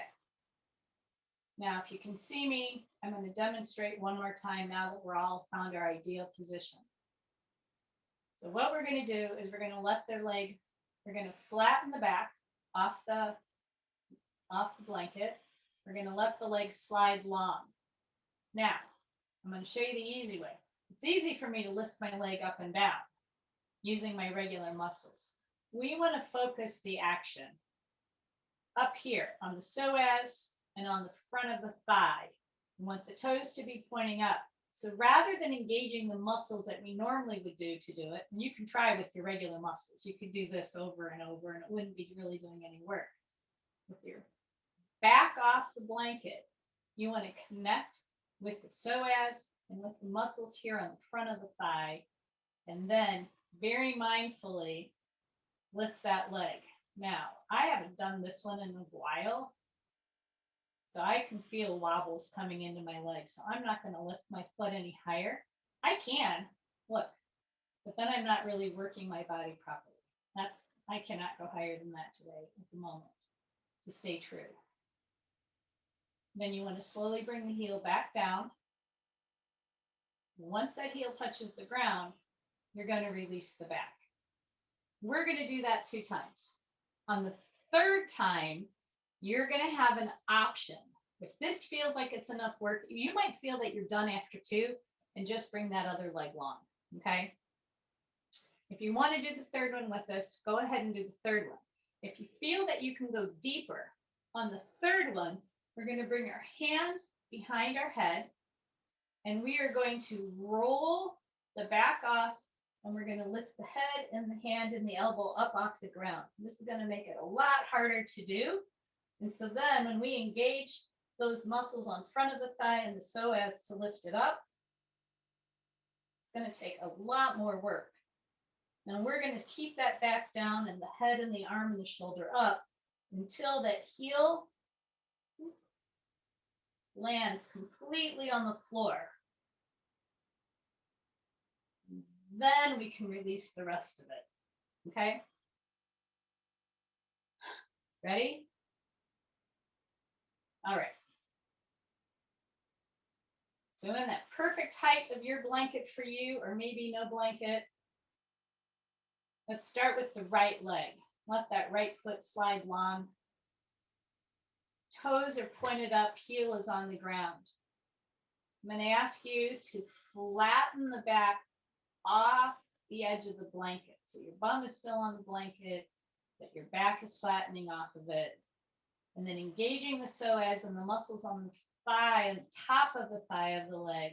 Engage those muscles and slowly lift that foot up, very slowly. When you start feeling that you're wobbling too much or that it's becoming too much work, you're going to stop there. You take a pause. You're going to slowly, with control, don't let it drop down, because this is the hardest part. Bring that heel back down to the ground. And then release that back from the flattened position. You might even want to go into a little bit of an arch and come back. Once again, flatten the back off the blanket. Engage the muscle. You might even want to tap here to help you find it. Just a reminder. Engage. Lift that heel up. Really activating the psoas, these muscles.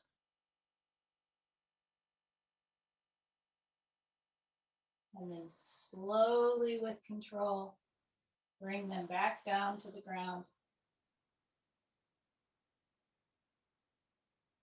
And touch. Release the muscles of the back. Maybe do a little bit of an arch there.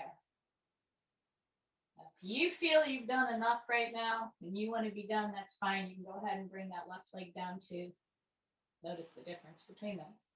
If you want to do a third one in that same position, go ahead and do that. I'm going to cue the higher level. So if you feel like you can try that and you want to, go ahead and do it. So bring the right hand behind the head with the right elbow out. Roll that back off the blanket so it's flat. Bring that head and hand and elbow up in the air. And then engage that leg. Again, thinking of the psoas and the muscle on the top. And allow that foot to float up. You may not want to try to go as high as you did before. Take a pause, because now you have to hold it very controlled. Bringing it back down to the floor. And then releasing the back and the head and the hand. I'm going to ask you to bring that foot back up into easy resting pose and pull that blanket out from underneath your bum for a moment. And I want you to bring the legs long. And I want you to notice the difference between the right side and the left side of the body.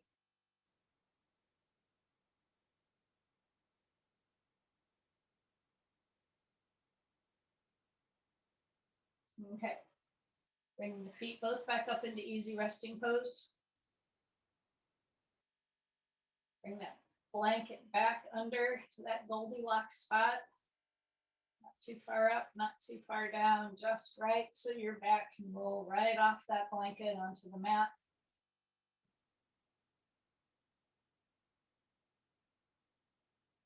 And then from easy resting pose, let that left leg go long, right knee up. Again, you might want to use that left hand and gently tap along that groin crease, tap along the top of the thigh to help your body remember what muscles you're engaging. Rolling that back off, holding it down on the ground. Lift that left foot up, different side of the body. It's going to move differently, engaging that muscle. And then slowly letting it come back down. Releasing the back. Maybe doing a little arch here. Flattening off the back of the blanket again. Allow that left heel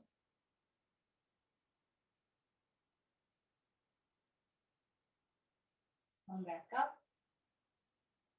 Engaging those muscles, the psoas in front of the thigh. And then slowly, slowly with control, bringing them down to the floor. And releasing the back. Taking another arch. Rolling the back onto the floor.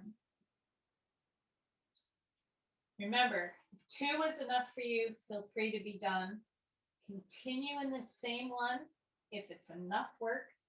If you want to try it on this side, a little higher load in the body. Left palm goes underneath the head, left elbows out to the side. Toes are pointing up. Roll that back off the blanket. Lift the head and the hand and the elbow and the shoulders up a bit. And engaging the psoas on the front of the thigh muscles. Lift that left foot up. Slowly bring that left foot back down to the ground. Then release the back and the head and the hands. Bring that left foot on the ground so you lift the bum up and pull the blanket out. Let the legs grow long here.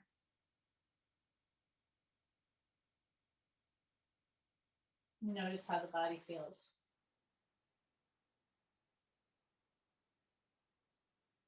I'm going to ask you to remember your Soma scan at the beginning and a couple of check-ins that we've done. And again, starting from the top of the head, I want you to just slip down through the whole body to the soles of the feet.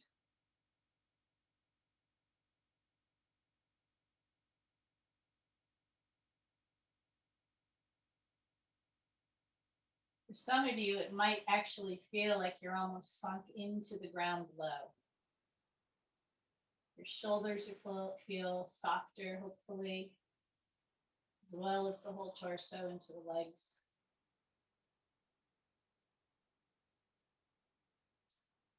So we're going to just do a little bit of a stability piece right here. We're going to do something else at the end, where we go into a little relaxation. We're going to bring soles of our feet onto the floor. This time we're going to actually not stack up in instructor resting pose. We might actually want the feet a little bit closer in towards the bum, not too close. Bring the arms down to the side. Now, what we're going to do is we're going to do I can't think of the word. A Pilates bridge. There's another name for it. So it's not just going into a bridge. And in yoga, if you've taken a lot of regular hatha yoga classes, when they have you go into the bridge, it's really more of a form of an arch in the body. We want to keep the spine straight and in neutral. So what we're going to do is we're going to push through the feet. And if you actually want to help your pelvic floor when you do this, as you lift your bum up, you can exhale, okay? And as you keep the air out, when your bum comes up, this is going to be the part that's going to be tricky, okay? But when your bum is up in the air, you want to actually glide your shoulders forward. So this is why you might want to have your feet a little bit more underneath your knees. So when you're down on your back, I'm going to press through the feet, exhaling if you want. If that's too much to think about, don't. When you get up in the air, you want to slide forward on your shoulder blades so that your knees come a little further over your feet. It actually makes your body work hard. You're working your core here, and it helps stabilize the work so that you don't get up and walk and just lose all the good work you did today. You can release from that anytime you need and take a break. And then when you are ready, come back up. And again, slide your body forward.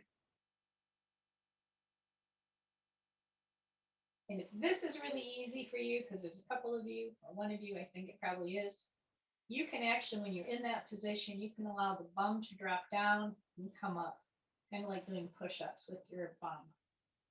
That makes it even harder. But just keep releasing and coming down to the ground and going back up whenever you need to and re-engaging. We've done a lot of releasing in the body, but we want the body to remember how to work. So that's what we're doing here. All right. Now we are ready for our final relaxation. So I'm inviting you now to get as comfy as you want. If you don't want to lay on that blanket anymore, you can cover up with it. Or if you have another blanket you can cover up with, grab it. If you'd like to have a pillow under your head, do so. If you would like to actually prop your knees, pull one of those blankets underneath your knees for a bit, go ahead.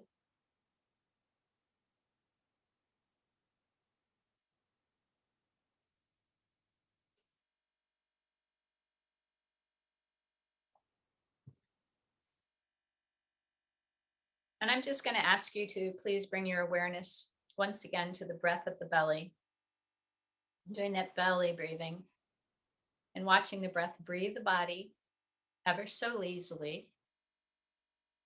Noticing that slight expansion as the breath enters the body and the slight contraction as the breath leaves the body.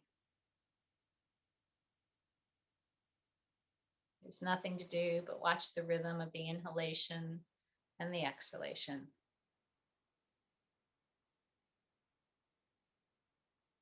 And then begin to exhale through the body to the toes.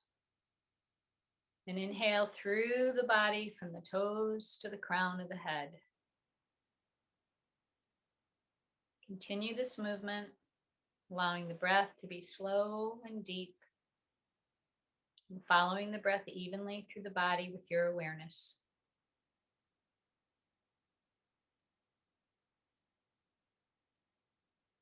The next time you exhale, exhale to the ankles, and inhale from the ankles to the crown of the head, filling only the space from the ankles to the crown of the head with breath, sweeping your awareness and breath from ankles to crown, deep and slow.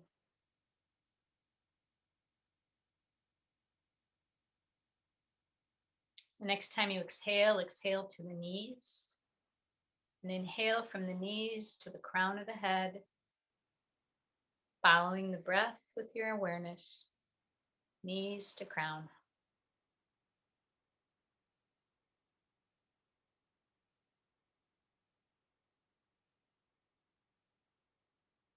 And the next time you exhale, exhale down to the tailbone, the tip of the spine, and inhale to the crown of the head.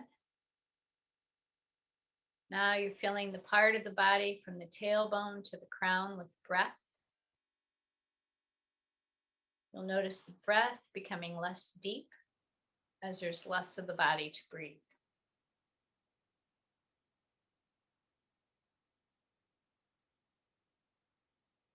The next time you exhale, exhale to the belly button and inhale to the crown of the head.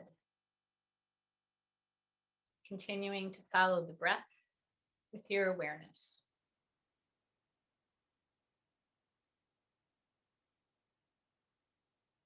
And the next time you exhale, exhale to the heart center and inhale to the crown of the head, being aware of the body from the heart to the top of the head.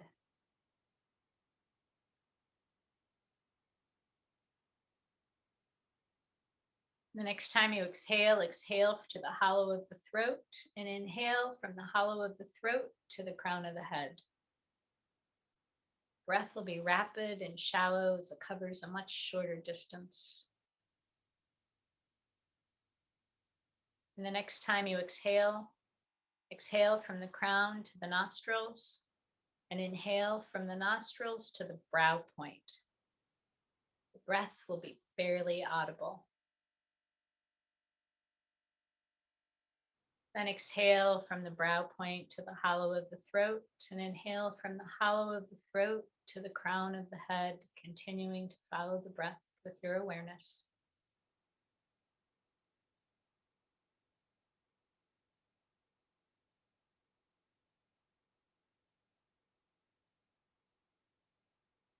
And exhale from the crown to the heart center, inhaling back to the crown of the head.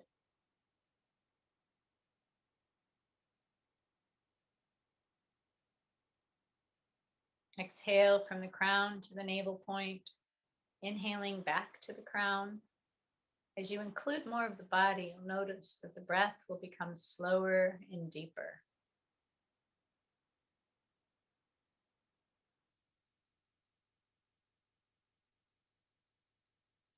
And exhale from the crown to the tip of the spine, and inhale back to the crown. Exhale from the crown to the knees, and inhale back to the crown.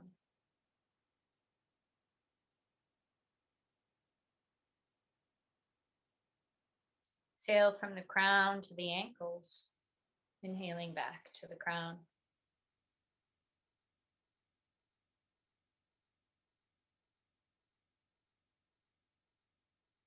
Exhale from the crown to the toes, inhaling back up to the crown, experiencing the body as a hollow reed as the breath seeps from head to toe, slowly and deeply, including your whole body in your awareness.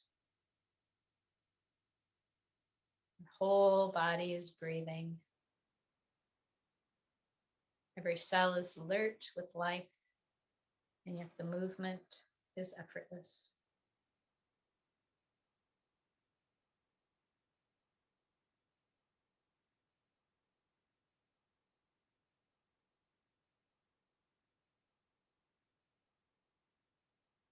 Allow this breath to expand simultaneously to all the parts of your physical body, feeling the whole body bounded by the skin.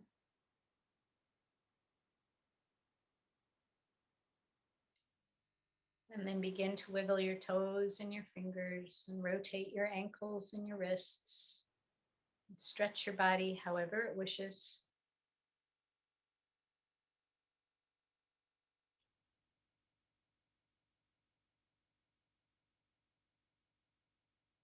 And bring your knees to your chest and give yourself a hug.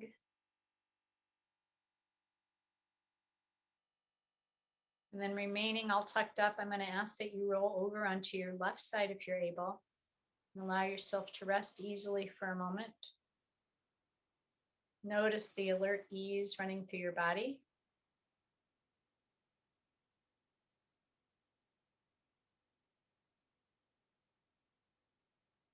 And then I'm going to ask you to push yourself back up into a seated position and fumble around without trying to stand up to see if you can find your strap again.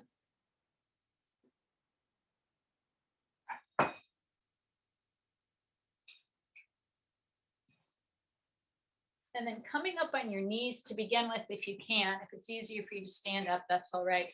We're going to do a thing called forced closure for a little while. Now, I can't tell you how long to do this. This will all depend upon you.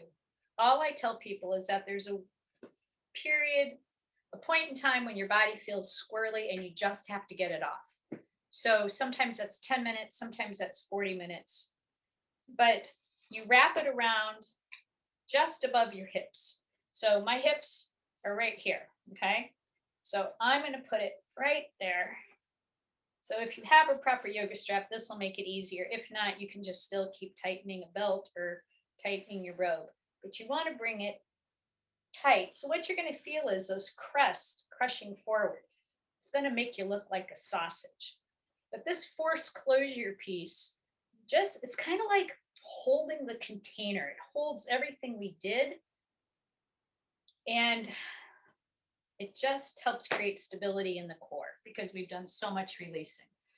So you can leave that on for now as we go back into the day. I want to say a couple more things.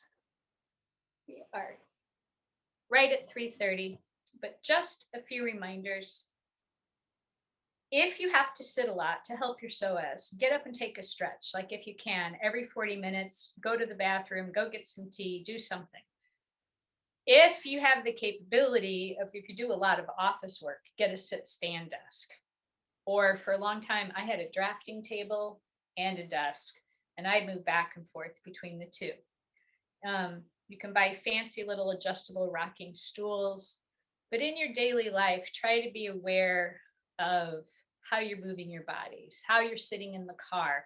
You can even prop your bum up on a little blanket if you're sitting on the chair because you don't want to slouch. And I have to admit, my biggest thing is I love to lounge on the couch, and I flop on the couch. I read on the couch. I work on the computer on the couch. I have an amazing desk and I do this. But what happens is every time I do that, I'm not sitting upright. I'm kind of curled like this. I'm leaning back in and I'm curling. So all I'm doing is I'm shortening my psoas as I'm relaxing. So that's why I'm kind of dedicated to trying to take care of it. If anybody ever wants to see my desk and my fancy chair and whatnot, I love to show it off. So I'd be glad to let you see it.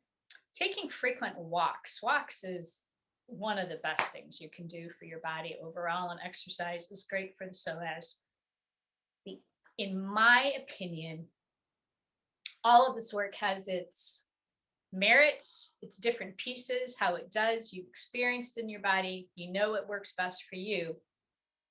The easiest by far, I think, for people to do and incorporate their life is the easy resting pose.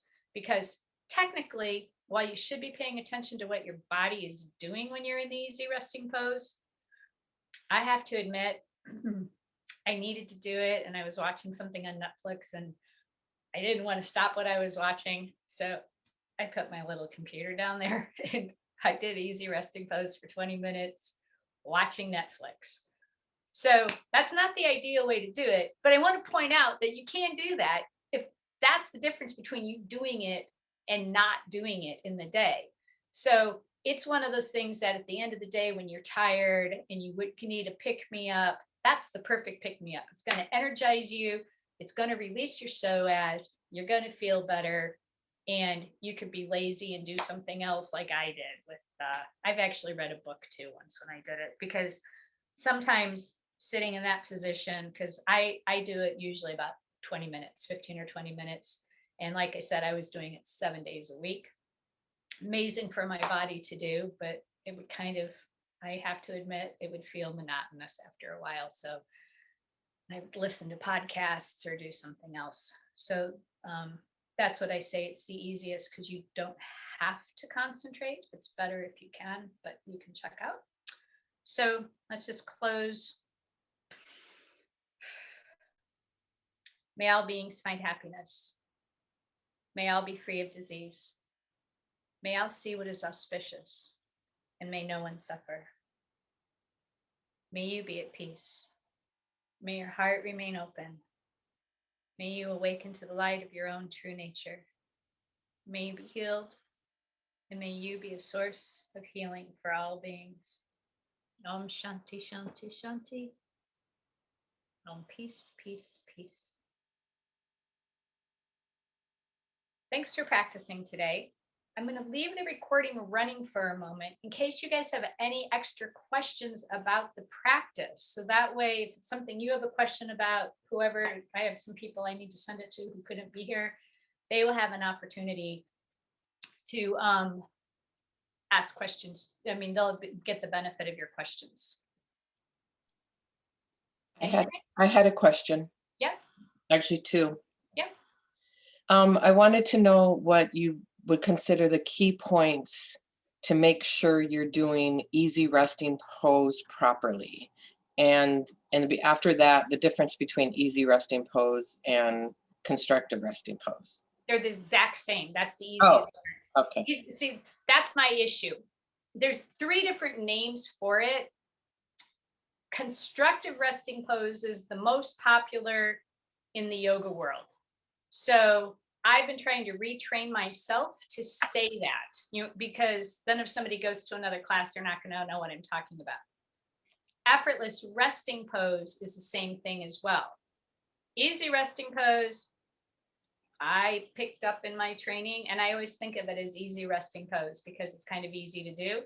So all 3 of them are the same. It is really important.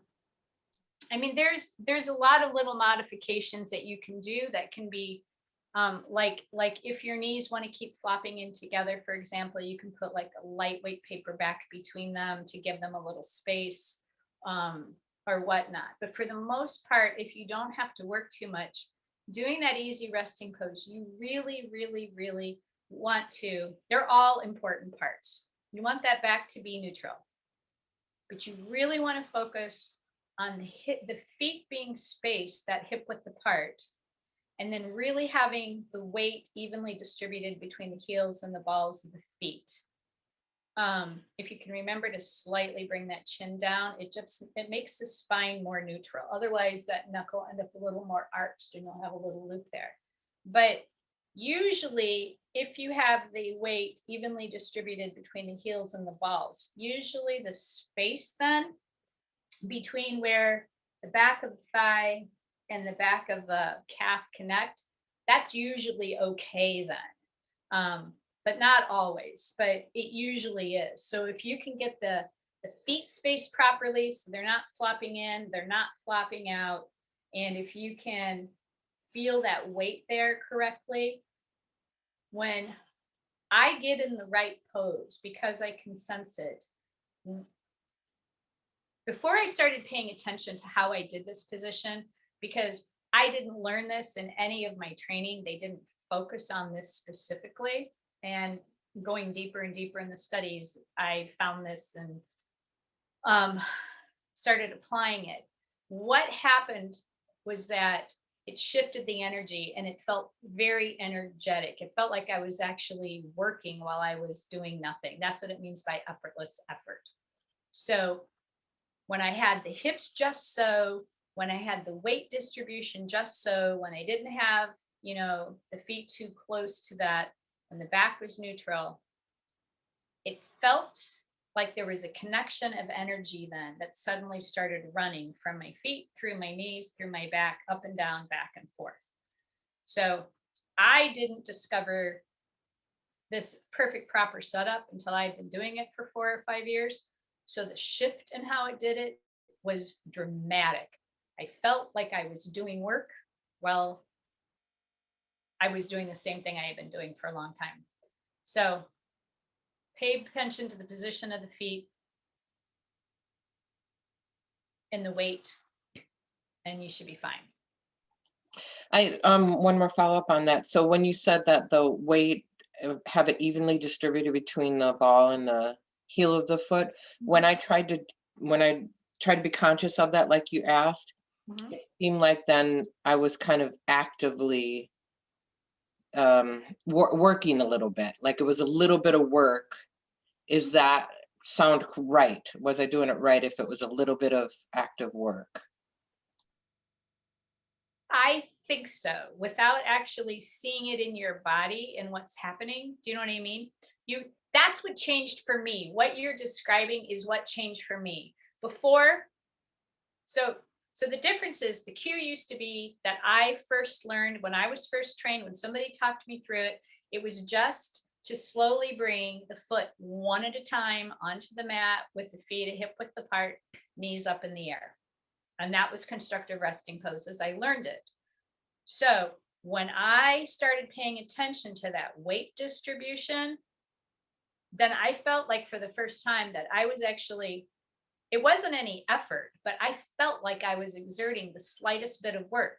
You're not supposed to be working in it, but when everything is engaged right, it feels a little bit more like work, but it's effortless. I mean, I have somebody I work with who has a lot of back pain, horrible. First time he tried to do that, I can't do this, da da da. This is his favorite thing to do for releasing all through that area now. And he'll sit in it for 20 minutes. And that's what I do. I can sit 15 or 20 minutes every day when I do it. And I couldn't do it if I was working that hard in my body. I mean, I really couldn't work that hard for 20 minutes to hold something that, so it shouldn't be that much work. Does that explain it better? Yes, thank you. Okay, if you have any questions or any problems, you have my phone number, I think, but if not, on Facebook, message me because I will talk you through it again, or you and I can pop on here so that I can just pay attention and actually see you and watch you and help you through it, okay? Yes, thank you. Sorry, I was trying to unmute. Yes, thank Oh you. yeah, no problem. I just want to make sure because, I mean, I like to do all of these different pieces and I try to remember to rotate them in and out of class. The rocking horse psoas release, the gentle psoas release. There's a few pieces that are much easier to do. That very last one we did, that's the hardest one. And there's actually a couple of levels of that that are even harder to do. But the more I've been playing with this, I mean, I like to add those in because they have their place. But after all the TRE work I experimented with, that trauma release work, I'm starting to feel that rather than pushing the psoas really hard, if we're willing to put in the time, it's kind of like taming a horse. You can break a horse or you can gentle a horse. And I think gentling the psoas might be a sweeter approach than trying to tame it. So like that last piece we did is a lot harder and more active. And I use it, but I'm down to taming mine. And I just do the taming as gently as I can. I'm curious with those of you who are still here, if any of you, when we were in the constructive resting pose, started feeling any shivers or quakes or little pops, or if your body started moving at all or no, were you fine and good in that? Okay, I think you're all fine and good since nobody's unmuting for that. Okay, so I want to point out again that if you, for some reason, decide to go crazy on the constructive resting pose like I did and do it like every day for a couple of weeks, your body's going to start releasing and it's going to be dramatic. Okay. I mean, it'll feel dramatic and it may not happen to all of you, but based upon this other work that they do, this is what I have figured out that I believe is happening. So that psoas, which holds all those emotions and holds our stress of the day and our tension and our trauma, and you think about the 3 chakras as they come up with the body, as it starts to release, if you think of how sometimes if you've ever had a time in the life when you've been so angry, you started shaking, or when you've been so scared, you started shaking, your body may start trembling and shaking like that.